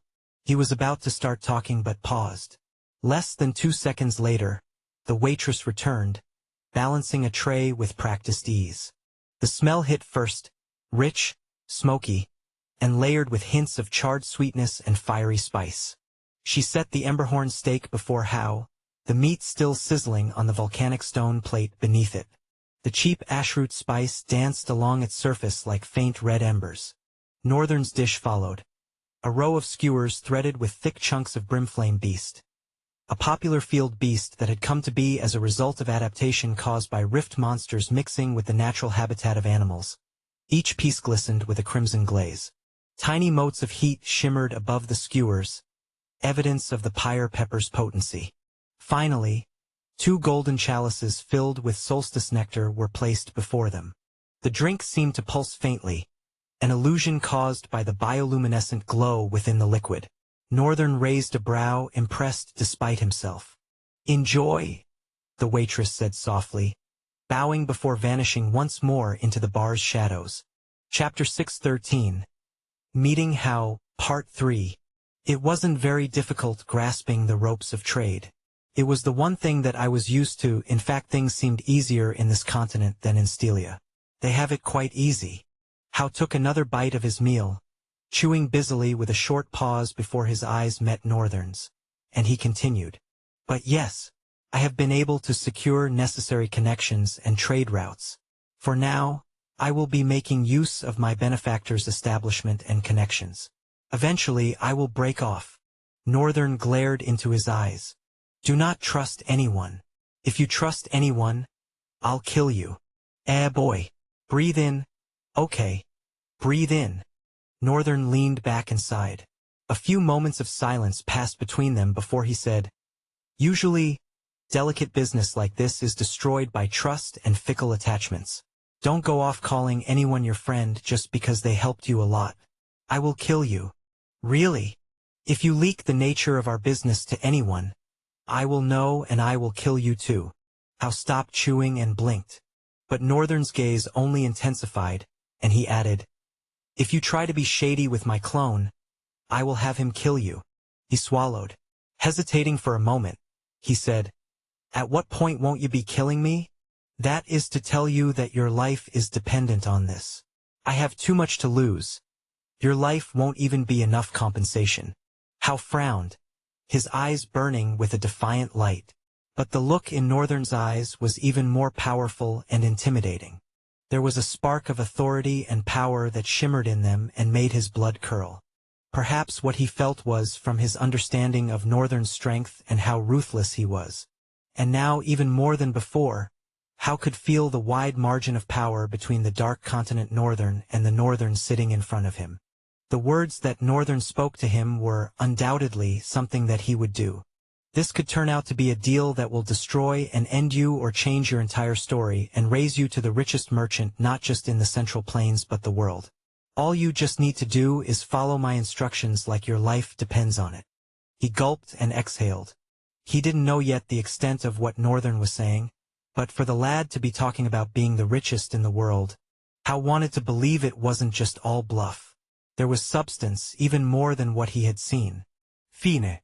I'm going to bet my all on you, kid." His eyes shone. It was an insane idea, but Hal felt like this was going to become the beginning of greatness. Hal had always had a knack for identifying greatness when he saw one, and since the first day he sighted Northern, he had always felt like the kid was something.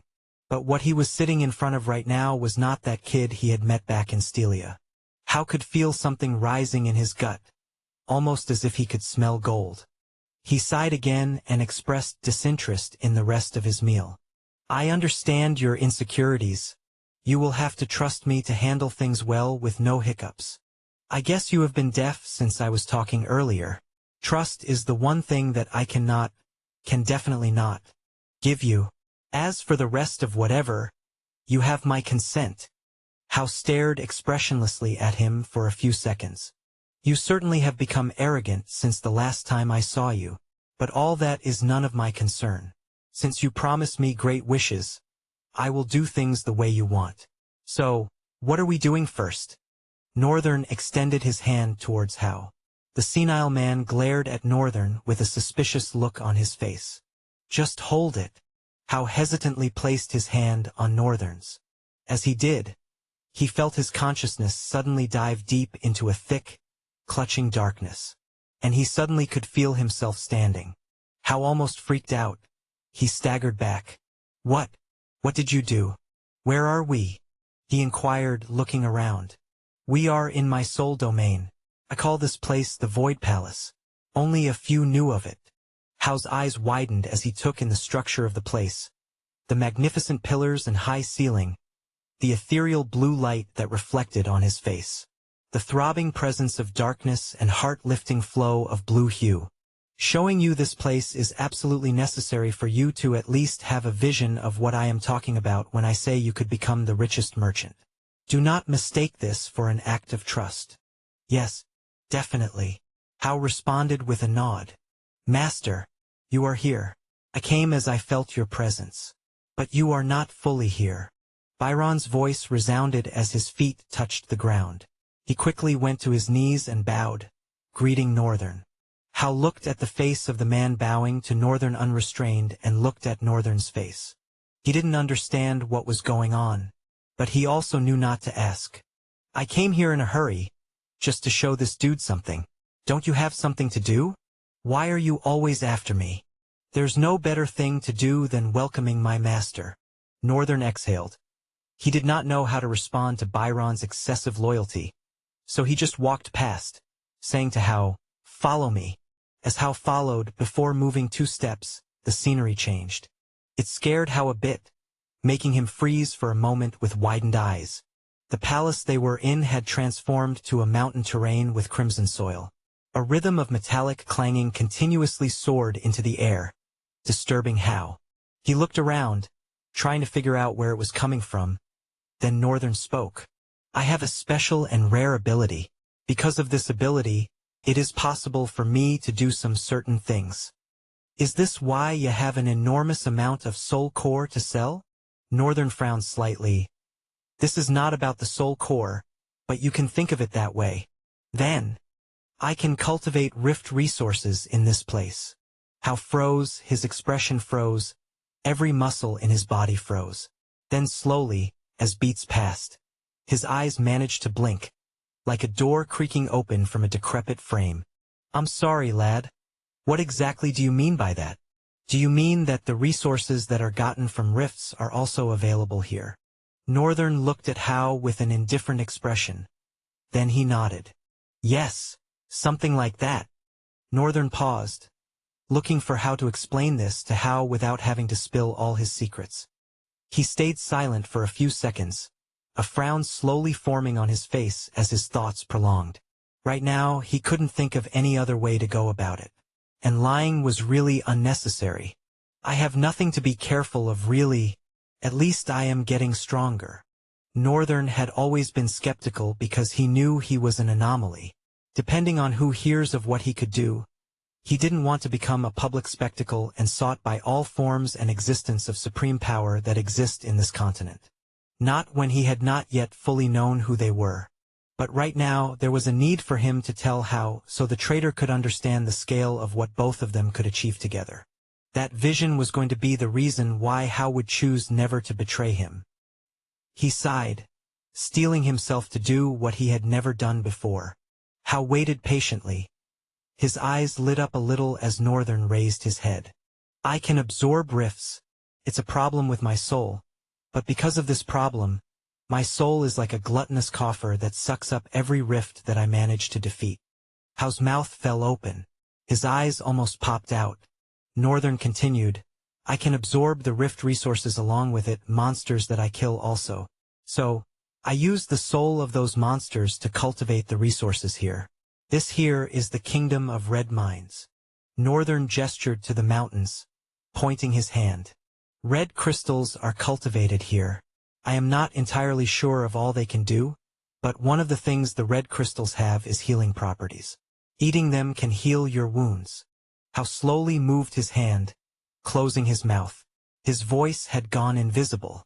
I have several other resources too, but what I am trying to say is all these resources we will be sending them out into the world and manufacturing them. Northern looked at Hao as he concluded. Yes, that is pretty much it, I guess. Hao was still the way he was. His hands over his mouth and eyes widened like they would fall off any moment. Northern narrowed his eyes. Do you have anything to say? Hao slowly brought his hands down, feeling the strength leave his body. You said, richest? Hao's voice was hoarse as he spoke. Yes. The traitor suddenly flared up like an erupting volcano, panting. Richest is an understatement. Chapter 6:14, Partnership. Hao staggered backward, clutching his chest as though Northern's words had physically struck him. His breath came in short, shallow bursts, and for a moment, he felt as if the ground beneath his feet had disappeared entirely. He turned his gaze back to the crimson terrain surrounding them, his eyes darting wildly between the towering red crystal mountains. The metallic clanging reverberating through the air now felt deafening, like the heartbeat of some ancient, omnipotent force. No, this isn't real, Hao muttered under his breath, shaking his head furiously. This can't be real. A place that grows and cultivates rift resources? Boy, you're not just talking about trade routes anymore. This is something else entirely. This is revolutionary. His hand trembled as his voice also did. Being the richest is an understatement. With this, we would be revolutionizing the market of the Central Plains. We will be owning it. All we need to do is find a trustworthy alchemist. This won't be about selling anymore. This will be about reshaping the economy, turning the Central Plains into our market. Northern looked at the old man, lingered for a second or two, before saying, Follow me. Hao slowly raised his head and watched Northern walk forward. He got up in haste and followed. A few steps later, they were already at the close base of the Red Mountain mine. The incessant clangor of several irons had gotten more audible and was ear-splitting. But some sort of comfort lay in the fact that Hao's eyes could now see the source of the sound. His eyes widened and shook at what he saw. Monsters. So many of them. And they were all wielding axes and mining the hill of red crystals beneath them. Trembling subtly, Hao walked forward a few steps, slowly bent down, and picked up one of the red crystals. He brought it up close to his face and carefully inspected it. This is different. I have never seen anything like this before. Northern crossed his arms, his piercing gaze fixed on the trader. These resources are only the beginning. This place isn't limited to the red mines. There are other domains, other regions within this space that cultivate entirely different resources. Resources that the world hasn't even imagined yet. Hao's head snapped up, his expression a mixture of desperation and greed. How many? Northern smirked. Enough to create an empire, and more than enough to destroy one. Hao's hands trembled as he set the red crystal down and stood up shakily. His lips parted, but no words came out. He inhaled sharply, pressing his palm against his face as he tried to process everything. My whole life, my entire career, I thought I knew the heights of wealth and power, Hao muttered. His gaze met Northern's, a strange gleam of mania in his eyes. But this isn't just wealth. This is divinity. One would not just be a traitor. This could plunge you into the realm of monarchs. Northern's expression darkened. Careful, Hao. I don't have any plans to become a king or anything like that. A king? No. No. That's not what I am talking about. Northern frowned in confusion. What else means a monarch that is not a monarch? In the world of merchants, there are 7 powers that are recognized not just within the Central Plains, but across all continents. These powers are recognized not because of powers as a drifter but because of the power of their resources. They are called the monarchs. Northern's frown deepened, his gaze narrowing as he regarded the trembling trader. Monarchs, you say? 7 powers that govern trade across the continents. Tell me more. Hao straightened his posture, a flicker of composure returning to his features as he realized the depth of what he was explaining. The monarchs aren't kings in the traditional sense. They're something far more influential. They control the flow of resources, the lifeblood of nations. Gold, rare metals, soul essence ores, ancient relics, and even food supplies. Monarchs decide who thrives and who falls. His voice gained momentum, his earlier doubt and fear fading into excitement. These monarchs don't answer to any kingdom or clans. In fact, some kings and clan leaders are actually monarchs. The popularly known monarch of wood is the king of Sussex. Monarchs are not bound by borders. They shape economies, forge alliances, and spark wars, all with a signature or the withholding of a single shipment. Northern remained silent, his expression unreadable. He remembered very well that Sussex was very prominent with their strange and living wood. A resource like that was bound to be revolutionary and tremendously affect the impact of living and civilization. Northern narrowed his eyes and gestured for Hao to continue. Hao gestured toward the red crystals. With what you've discovered here, this could place you not as a mere competitor but as a contender for the 8th monarch. Do you understand what that means? You wouldn't just have influence over the Central Plains. You would disrupt the balance of the entire world economy. Northern's eyes flickered, his tone calm yet tinged with cold amusement. And what makes you think I have any interest in joining this game of monarchs? Wealth, influence, power, it's always a trap. One false move, and it all crumbles. Hao took a cautious step forward, his voice dropping to an almost reverent whisper. It's not just about wealth or power, boy. It's about freedom. A monarch doesn't bow to anyone. Not to any clan leader or king. Not even to the rifts that plague this world. I'm talking about enough authority and power to own your own territories, purchase rifts even, because you have the power of resources. Resources that the world has never seen. With this, you could carve your own destiny. Isn't this what you have always wanted? Northern's gaze darkened, his piercing eyes locking onto Hao's. Freedom has always come at a cost, old man. The question is whether it's worth the price. Hao faltered under Northern's unyielding stare but quickly recovered, determination blazing in his expression. With what you've shown me, the price would be nothing compared to the reward.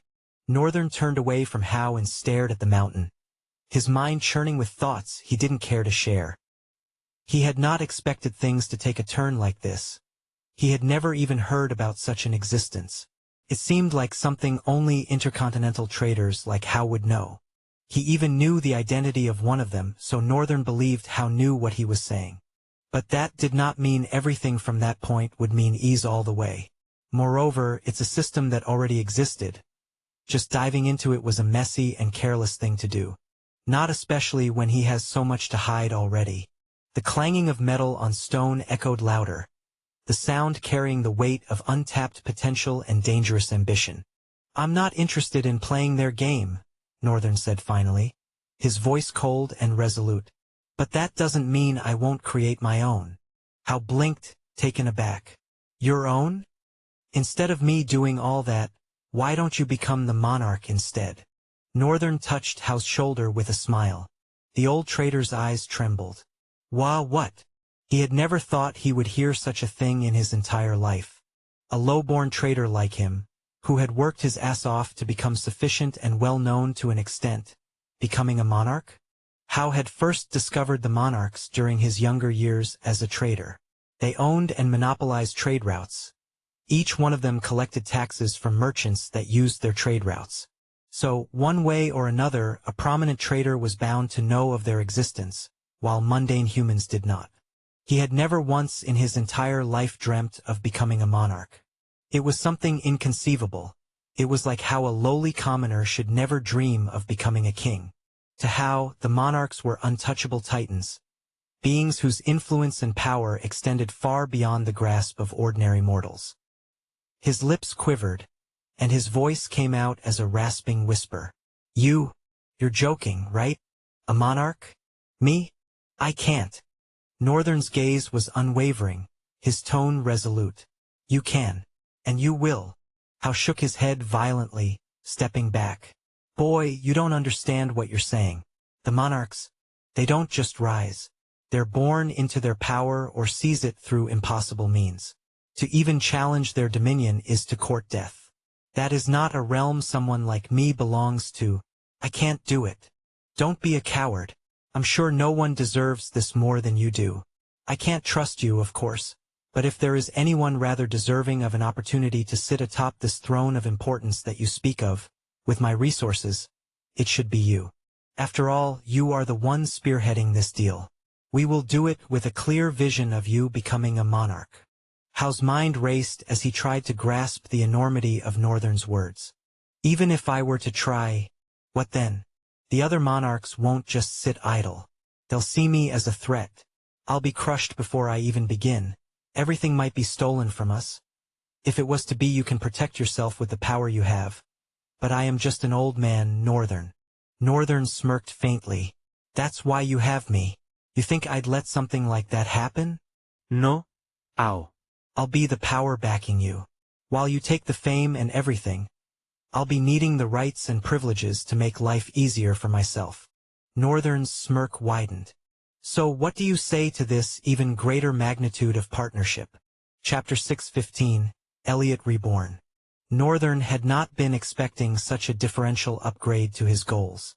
What he had only planned for was riches. With the influx of resources that he had in the rift, he would be able to create an endless flow of wealth for himself. While being in the academy to better his knowledge and grow expeditiously, Hao would be gathering riches for him continuously. Eventually, when he comes out into the world, he wanted to have purchased a standard mansion for himself. One with an enormous compound, several land gardens, and stables too. I wonder if they have horses. I've never really seen a horse before. Most of the contemporary animals that Northern knew from his previous life, he had never seen. Or worse, they were strangely mutated by the adaptation and coexistence of rift monsters from shatterings that somehow were able to escape death. Northern wanted to have a home to return to. Well, he did have a home with a father and a mother. But he wanted a house. A literal house. One with several rooms that only he would live in. His lips slowly curled into a satisfied smile as the thoughts brandished his face. Then he averted his eyes for a minute and rested them on the clone before him. He was about to use the clone ability again. He would put his memory into the clone and make it become a sentient, independent existence. This time, it won't be as complicated as when he created Byran. He just wanted to create someone who would be intelligent enough to learn from how and also be of tremendous help to himself in the future. Hence, Northern chose a certain kind of memory to fill the clone with. The buried memories of Earth, before his death. It was like bringing himself back but in a dispensable shell. Although, Northern hoped the clone would live long enough to be of actual help.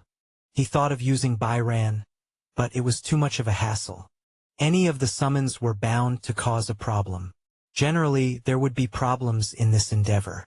Northern needed an assistant that would reduce the problems, not add to them. Byran did not seem like a suitable choice. After he was done, the clone looked the same, recognized him and spoke the same way he did. They even had the same face and hair, and he was equipped with the Twilight Dawn. It's time I let this armor go. It does hold a lot of memories. It reminded Northern of his days as a war general. The way he fought like a maddened monster on the battlefield. Fighting for his life and mind at the same time, without even realizing it. The damned castle master, Call. Remembering all of it again made Northern curse internally and hope that weed of a being was finally dead. After he was done with the clone, he returned to the surface world to meet Hao. His head rose from the table as his consciousness resurfaced. Hao's eyes were still glittering. How did it go? Are the preparations complete? Yes. Northern looked towards the bartender and asked Hao, "Have you settled the bills?" "Of course. I did that a few seconds ago." "Okay then." He stood up. Hao watched Northern stand with a slightly dazed expression on his face. "What are you doing?" "Confused." Northern responded, "Standing? What about these? What about it?" Hao raised his voice a tad higher. "You are telling me you will abandon this expansive plateau of delicacies? Just like that? Do you think money for food is that easy to come by?" Northern's brows furrowed. "I've had something little to eat for breakfast already. I didn't expect them to bring so much. Don't bother me." He shrugged off and walked away from the table. Hao, by the way, signaled to the waitress that served them. She approached him, her smile as vibrant as ever. "Please, can I get something to package all these?" "Humph, humph." Hao spoke and cleared his throat. "Of course, sir. Definitely." She bowed her head and left, then came back a few minutes later with thick white nylons. She helped Hao carefully pack all the leftovers. The old man glanced away, clearing his throat intermittently as she packed it for him. "Here, sir. Thank you for your visit." "Haha. Thank you too. The customer service of this place is top-notch. One has to make sure resources do not waste." Hee hee. The lady smiled and bowed her head slightly, then she walked away. Immediately, Hao headed for the door and came out of the building. Upon coming out, Hao received a scare that made him almost stumble back. "What? Is that your clone?" The two Northerns smiled sweetly. Then Northern said to the clone, who could be distinguished by the armor he was wearing, "Introduce yourself." The clone bowed slightly, scratching the back of his head with a shy chuckle. "My name is Elliot. My master told me to serve you very well." Hao examined the clone with an obstinate expression on his wrinkled face. He put his hands behind his back and cleared his throat. "Humph, humph. He told you that, didn't he?" "Yes, he did." "That was rhetoric. Northern input." "Oh." The clone, with an innocent expression, exchanged glances between Hao and Northern. Then he brought his face back to Northern and chuckled awkwardly. "I'm very sorry, Master Hao. I am sometimes slow-witted. With time, I'll make sure you like me." Hao felt his judgment of the clone freeze in his throat. With the clone not being able to recognize a rhetoric, he had almost wanted to complain to Northern that it would be of no use. But the clone at the same time was able to instantly discern his dissatisfaction with it. That is not something a doll would be able to do. It allowed Hao to think, perhaps it was not because of its inadequacy that it was unintelligent enough to recognize a rhetoric but its nature of person. For some reason, There was a timidness and naivety that attached itself to the clone like a plague. He cleared his throat again. Humph, I'm sure you'll learn. With my tutelage, you will become the best. I've done it again and I can do it again. Consider yourself lucky, Elliot. Elliot raised his head, sparks lighting in his eyes as he heard Hal call his name. Then he bowed again and chorused, "Yes, sir." Northern looked at the two of them. He was satisfied with what he was seeing. Of course, the nature of person he was, he felt would be a hindrance in shaping the clone's personality. But he had used his former self's intelligence, hard work mentality, his nerdy mind that made him very willing to stay up multiple nights and study, that made him extra interested in his field of study. He would go out of his way to find things out and equip himself with knowledge and technical know-how even when it wasn't in the school syllabus at the time. People in the university, of course, hated him because of this. But it was one of the many things that undoubtedly made him the best engineer in his time. If only he had been a little wiser, or at least had enough social experience early enough to see that love was no longer worth caring about. Perhaps he was just an unlucky piece of crap. But all that did not matter anymore. A very funny thing was, the knowledge of the experience might have closed his heart, but it wasn't even a core factor in shaping the person of his character today. With all those dreadful experiences in his past life, the dark continent made way and showed him double of what a cruel life could offer. And the two don't compare. Such was life. If one was to think he had experienced the most cruel life one could possibly live, another, even more cruel and vicious one can pop up and decide to deal with them. Whether it is with sufferings or enjoyment, it is best to just be humble with it all. Imagine going around boasting that you have seen the worst of life there can be, only for you to get trapped in a dark continent with no way out. Northern scoffed at his own thoughts and shook his head. Hal left the clone and brought his eyes to Northern. "You good?" Northern released a smile. "Never better." He paused for a brief beat and asked, "So, where to from here?" Hal glanced at the clone. He had abandoned the nylon with the clone. Elliot was humbly standing behind the short trader. He finally responded to Northern's question. There are a lot of places for me to visit. But I want to go to the banks and do necessary registrations and licensing to prevent complications in both the near and far future. After which I will commence fully." Hal glanced at Elliot again. "Are you sure he is all I need to access the goods?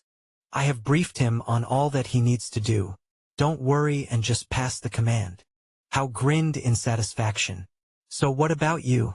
What are you going to do?" Northern shrugged. "Go to some damn school and teach." Chapter 6:16, Reconnection. Northern sat down on an exquisite wooden chair and watched as Aisha tenderly folded his clothes into a brown polished box. Her face was somber, and she had uttered not a single word. He had meant to do it on his own, but she came into his room and took it from him. Without any word uttered between the two of them, she had been doing it carefully and gently, internally working hard to keep a straight and determined face without breaking into tears. Sometimes she would sniff, but the strong hold on her face did not break even in those times. And seeing it happen like this, Northern had no idea what to do or how to react to it. This caused him to be even more broken. She finally finished, closed the box, and tapped it with a subtle smack of her lips. "It's all done. You are all set." Her silvery voice ran out coldly for the first time since she came. Usually, the enforced fineness in her voice should break him, but it didn't. It was almost getting too hard to understand how she felt, what she wanted from him. He had no idea what to do in this moment and, for once, wished someone would yell at him. Aisha finally brought her head up, although slowly. Her quivering golden eyes carefully tore into his. It looked like she was just managing to look at him wholesomely for the first time since they had returned. She returned her head back down sorrowfully and held her hands together in front, scratching her nails. The silence was haunting, so when her voice made it back again, it was like daylight breaking through eons of lightless nights. "I am sorry." Her voice shook. Northern could finally feel something, even though subtle. The shaking of her voice carried a hint of pain that pinched the inside of his chest. His heart, if he had any. He moved his hands and touched her shoulders gently. You shouldn't be sorry for anything, Mother. You are not Ruffsburg. What happened to me is by no means you or Father's fault. I don't want anyone to blame themselves for how I have turned out. First of all, I don't even hate how I have turned out. This is the best version of me, and there's nothing more I could have wished for. His voice went silent as he took a moment to exhale before going on. Sure, those experiences were gruesome and could have destroyed the mind of anyone. But do you know that one thing that has kept me going till now was seeing your face, reuniting with my family, and Silver. You guys were my motivation and my reason. When everything looked like it was all going to the end, you guys were what gave me the strength of will to pull through. So, I don't think it's right to carry guilt in your heart for anything. Hearing the words, Aisha's stronghold could not hold on anymore. It broke, gushing rivers of tears breaking through the already cracked walls. Her tears rolled down with trembling shoulders. Northern held her and brought her into his warmth as she cried profusely. His words were like a sword of liberation, breaking off the shackles of guilt and pain that she had been wearing since the day he disappeared. She continued to cry and at some point sob, and although it was tiring and awkward, Northern stayed there and patted her back, which was even more awkward for him. He felt like he could do better than pat her back. Maybe say something? But what would he say? He had said all that needed to be said already. Please stop crying? The suggestion made Northern pity himself even more. How would he tell her to stop crying? Getting further distracted by his thoughts, Northern decided to shut it all out and just suffer in the moment. And after a while she finally piped down. Northern helped her sit down and stood away from her. Now it was very awkward deciding to step out. Should he sit down too? But he had things he wanted to do. He still had to speak to Thalen and Ryan. But was it okay to just walk away? Northern sighed. Simultaneously, his mother's cracked voice reached his ears. There is something I need to tell you. We actually, but on behalf of Shin, I'll just say it. Northern narrowed his eyes. He, could already guess what she wanted to say. But he said nothing and instead sat down on the chair next to her, fixing his ethereal blue eyes on her. Aisha took a few seconds. Her breath was gentle but could be heard clearly in the quiet, warm room. Rays of the daylight star filtered through the curtains and allowed the predominant colors in the room, red and gold, to dance around and glitter luxuriously. Lael. Northern felt goosebumps as she called his name. There was a sense of uniqueness he felt whenever she called him Lael. It was something only she could do, almost like he could feel the attachment of value and importance to the name. You are not our legitimate child. She paused, hesitated, but eventually raised her head to look at Northern's face. When she saw that there was no change in his expression, her eyes slowly widened. What? You knew already? Northern chuckled lightly and pointed to his white hair. Here. He also pointed to his blue eyes. Here too. I think everyone already figured that one out too. Besides, when you look at Silver, isn't it pretty obvious that Father's gene is quite strong? She's half-elf, obviously, but still had black hair and red eyes. Damn Kageyama bloodline. Her eyes froze for a few seconds. Then, oh right, will you look at me? She chuckled, wearing it as a facade on her embarrassment. Well, there's more to the story than just you being adopted. Northern cocked his head slightly. There's more to the story? Chapter 6:17, Ripple Effects. Northern cocked his head slightly. There's more to the story? Yes, there is. Northern sat upright, straightening his back and watching patiently, giving Aisha time to talk without revealing any anticipating emotion. His features were deadpan. There's a certain event surrounding your birth that we found out later, and buried. Northern's brows furrowed a bit. This is it. It's a bit foggy because I could not see all that was happening, but it has to do with that strange being that killed everyone. Northern was positive about it. Aisha continued, You are a royalty, a prince of Riamgard. I know it's difficult to believe. Aisha happened to look at Northern as she spoke, with a doleful expression drying up her face. But her expression froze there and started to shatter. She blinked, with the next words frozen on her tongue. After a few beats, she asked, her voice shaking, You knew. Damn me. I'd fail at acting. Northern thought that he would do his best and act surprised. He had widened his eyes with no words and thought he did it well. How did she see through that? Northern scratched the back of his head and chuckled. Well, I kind of met my birth mother in the Dark Continent. The Empire of Luengard. Aisha felt strength leave her body. What? She didn't even know how or that she had screamed. A frown creased on her beautiful, thick brows immediately. And you didn't think to tell me that? Northern bowed his head in shame. I'm sorry. I missed the timing. I was thinking of the best time to do so. Aisha's tone rang out with so much tension and authority that Northern's response came out without being conceived in his thoughts. It was almost instinctive. The voice of her tone demanded it, and he just naturally gave in to the demand. That had been how Aisha was in the family. He and Shin, none of them could dare say otherwise when she was pissed. Even now, nothing about that part had changed. Somehow it made Northern glad. Some things still remain the same after all. Aisha sighed, exhaling away the anger. I guess it's fine. I understand it would have been very difficult to tell us about it. You are only 16 after all. She folded her arms and closed her eyes for a few seconds before finally exhaling. And it all dissipated even on her facial expression. All right. So how was she? Northern shrugged his head. She's fine. She's beautiful. White hair and blue eyes like mine.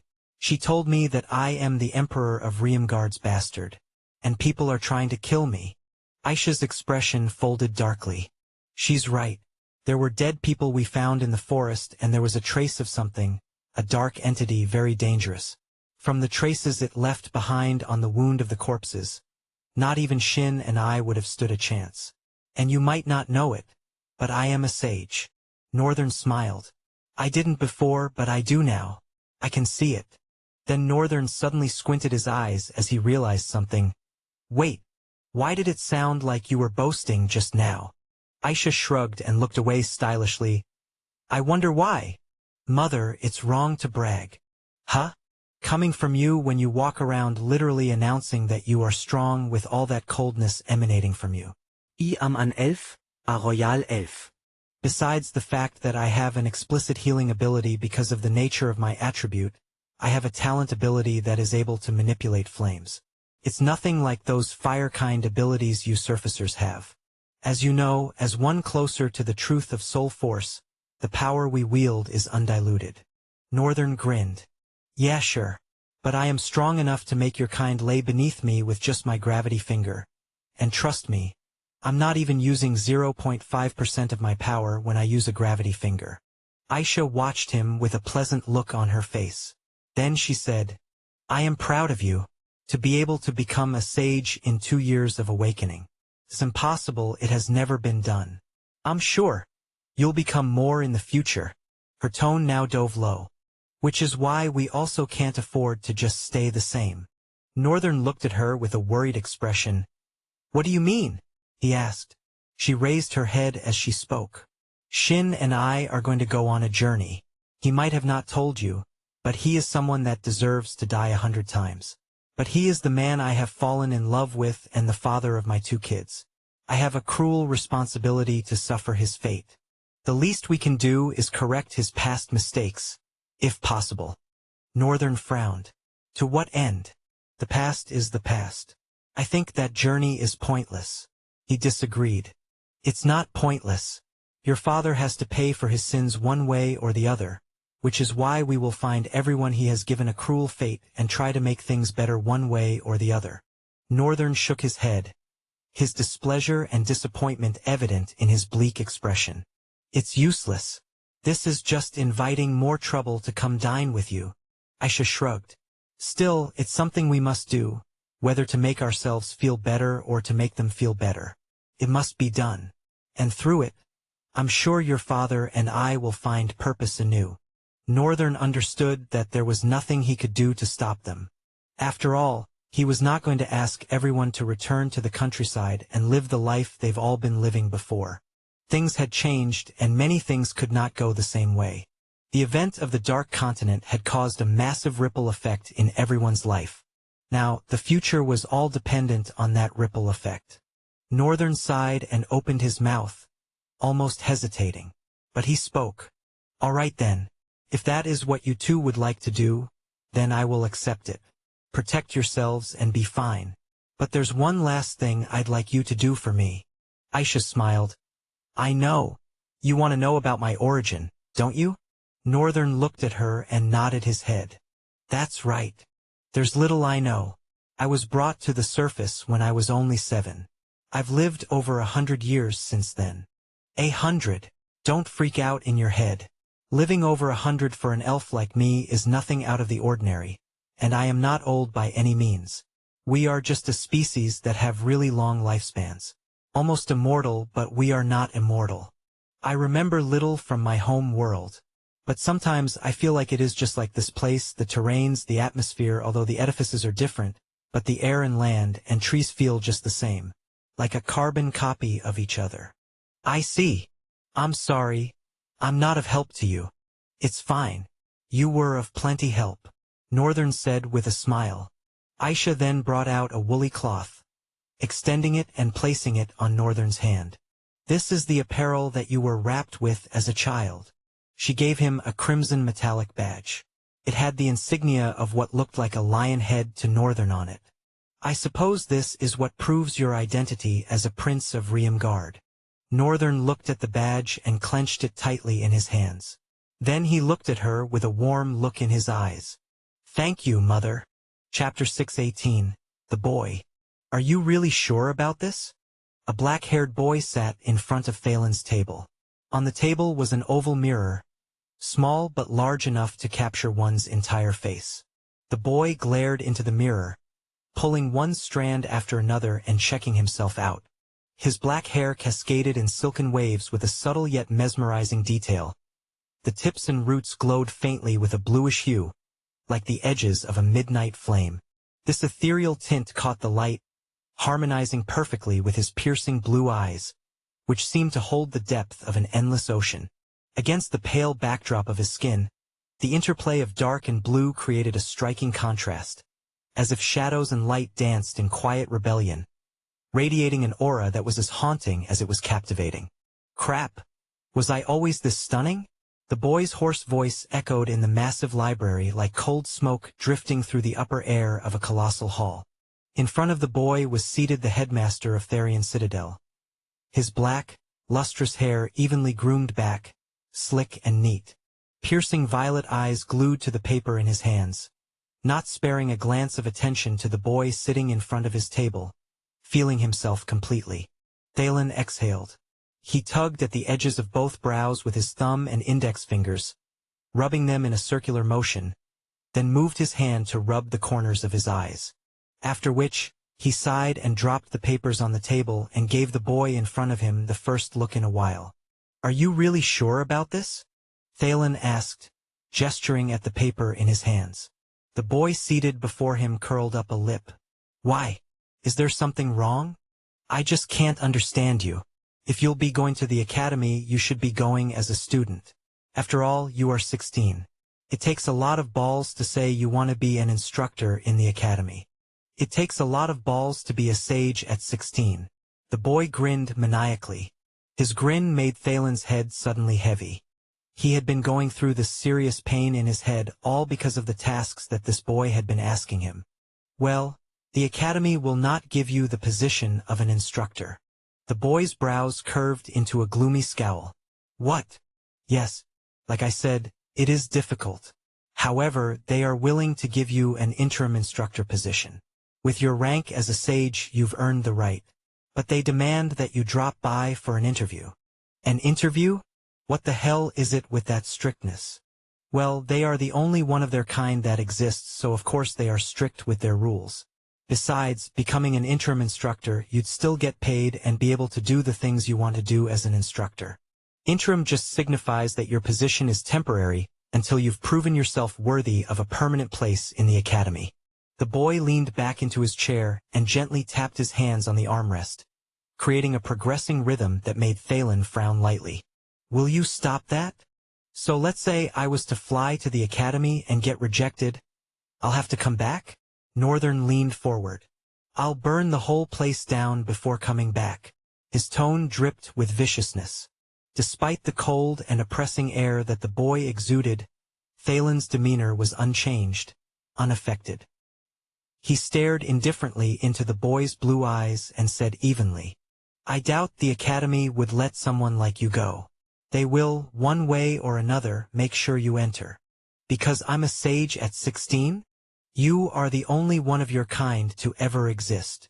The boy looked down for a moment, a small frown tugging at the edges of his brows. I don't understand why everyone is making a fuss about this. I aim to be a paragon by 18, I wonder how they will be. And by 20, I hope I can reach the pinnacle.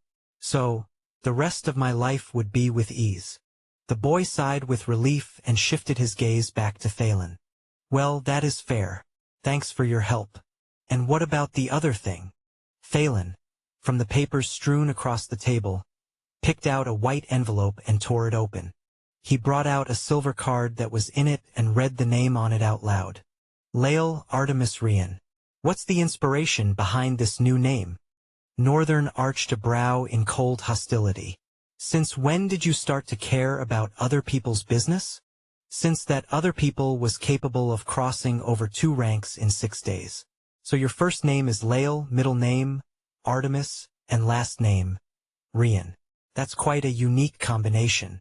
It makes you feel like a foreigner. How so? Northern inquired with a sharp focus pinning in on Thalen. Most names in the Central Plains have an origin and ties to history.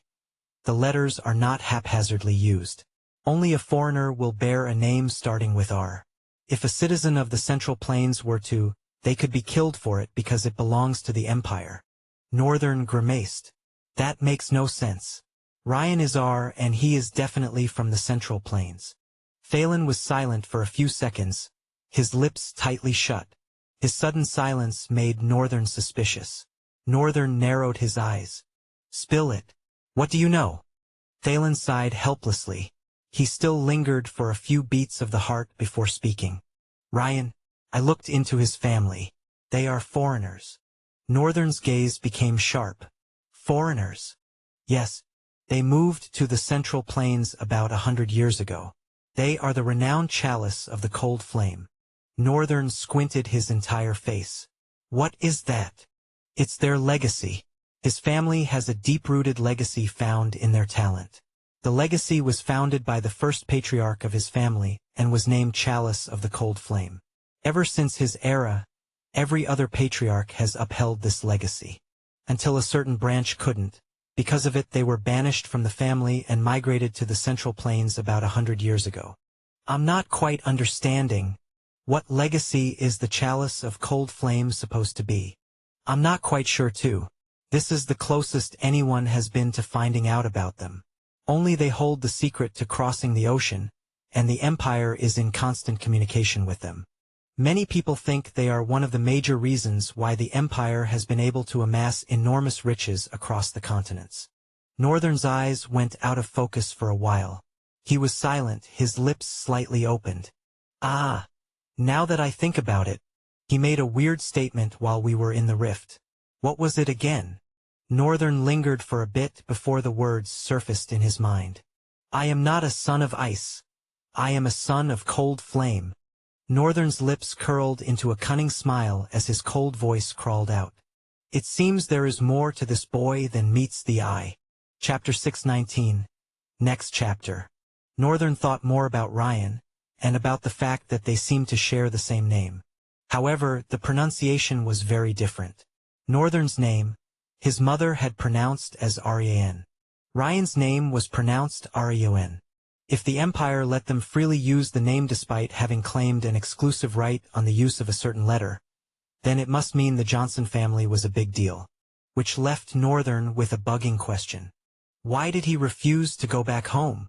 Northern spent a few minutes on that thought alone, his mind running through all possible vindications for his refusal to go back home. He was strong, had gotten stronger than 5% of people in the Dark Continent. If he returned home, he would be the heart and joy of his family, and he was still refusing. Or did he not know this? Is he the kind that is unaware of how strong he has become? Northern squinted his eyes for a minute and shook his head. Nah, he definitely knows. Ryan's actions and words sometimes had been too daring for someone who has no idea what strength he possessed. He even threatened to kill Northern when they arrived at the governor's estate in Arcadia just because of Northern's oppressing bloodlust. Northern left his thoughts for another time as he finally reached in front of the said person's door. He knocked twice and waited. After a few seconds, he was about to knock again when the door slowly drifted open. Ryan showed his face from the narrow opening, his eyes droopy and dark. Northern's eyes widened unbelievably. What? You are sleeping? Yes. What do you want? Drowsily, Ryan asked. I will be leaving for the academy soon. I wanted to talk to you. Ryan stayed a few minutes, deep in thought. Then he looked at Northern, his head slightly tilted. I don't think there's anything for us to talk about, though. I want to open to you. Open the goddamn door. Dickhead. Goodbye. Ryan slammed the door and turned away, immediately falling back on his plush master bed. Northern stood there, dazed at the fact that that crappy son of cold flame actually slammed the door on him. He sighed and curved a corner of his lips whimsically.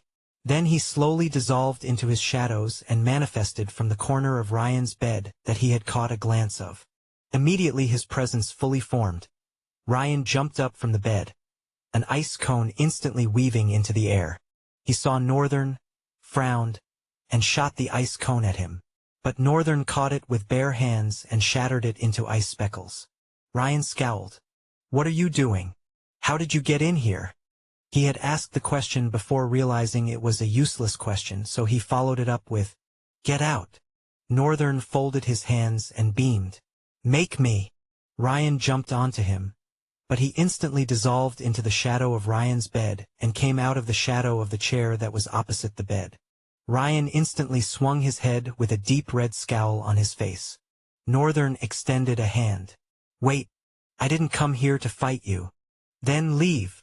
After you tell me why exactly you are refusing to go home despite being this strong. What exactly are you scared of? That is none of your business. Go to your goddamn school and let me sleep. Will you look at this dickhead? When did you get so good at using those kinds of words? You should watch your company. Northern grinned. Anyways, what is your plan? If you won't tell me your family problems, at least let me know as your elder brother what your plan is. Ryan's nose wrinkled in disgust. Oh, I. What is that annoying look on your face for? I heard you're only 16. I am 18. I should be the elder brother here. Northern's face became dark. You dare. Ryan flashed a nasty smile, unbefitting of what had been known of his demeanor so far. The thought of hitting Northern right where it stings pleased him more than he thought it would. Northern gritted his teeth and scratched his black tresses. Never mind. It's my fault for caring deeply about a brat like you. Just make sure you don't get yourself killed before I come back. He turned away and headed to the door. He was about to open the door but stopped as Ryan's voice came out. Before you come back, I will be stronger than you are. Northern grinned and turned his head back. I look forward to the rivalry, but right now you are not worth my attention. Come talk to me when you become a paragon for a start. Dickhead. Ryan spat with a grimace. Like I said, you should really watch your company. Northern opened the door and went out. Come back and close the damn door, you dickhead. Northern shook his head with a smile as the echo of Ryan's yell reached his ears. Damn. He sure is a fast learner. Northern from there went to meet his father, with whom he discussed a lot of things, including a residual of which he had discussed with his mother. She had informed him about what they talked about, so there was little Shin had to do or say. Hence the goodbye was short, with Northern leaving his father a single note of advice this time. Protect Mother and Silver, even if it costs your life. If they die or anything happens to them, I will be the one to personally kill you. The look on Northern's face and the vicious cold bloodlust that made spit dry in Shin's throat did not make him think his son was saying something he wouldn't be able to do. As far as being stern went, he could see it all in Northern's eyes in that moment. Everyone stepped out and escorted Northern to South Drywall's warp gate. From South Drywall, he would warp to Variolania, which was the kingdom he was initially from. Variolania Airport will take him directly to the Academy, after which he will confront the next chapter of his fate. Chapter 620. The Crimson Shadow. Northern stood on the cabin of the airship, his hands behind his back and eyes fixated on the flowing clouds. It was not a coincidence that he was on the same ship he had boarded 2 years ago to the Academy. He could recognize the same crew from that time. Some parts of the ship seemed to have been changed. The metallic bow in front was slowly losing its luster. A few other changes had been made. The wood on the right side had been changed, which insinuated that the ship probably got in a crash that gave it a costly injury. Northern did not care about all of that. He decided to ride this ship to deliberately remind himself of the pain that he had to go through in the Dark Continent. A pain that all began with this ship landing in the Academy. He didn't even get to spend the first night. He didn't get to take a tour around and see how things were in the Academy. Damn Ruffsburg. By the time you come out of your solitary training, I will be right there waiting for you. A maniacal grin darkly adorned Northern's face. He held the rim of the cabin and leaned on it, the grin only widening as the ship went. He was filled with so many evil thoughts for Ruffsburg that a dark atmosphere loomed around him. Anyone that almost approached where he was standing felt a chill and shivered. For some reason, that area was colder than the rest. It felt like there was something of primal evil there and made them quickly retreat. After a couple of hours of traveling through the air, Northern watched as the walls rose from beyond the clouds. His mental image of it had gotten very blurry. The Academy walls. Now that he was looking at it again, he could see how enormous the Academy's walls truly were. It was blasphemy to compare it to that of Lewingard. The force of flood that Raven had used to destroy Lewingard walls would definitely not have worked with the Academy's walls.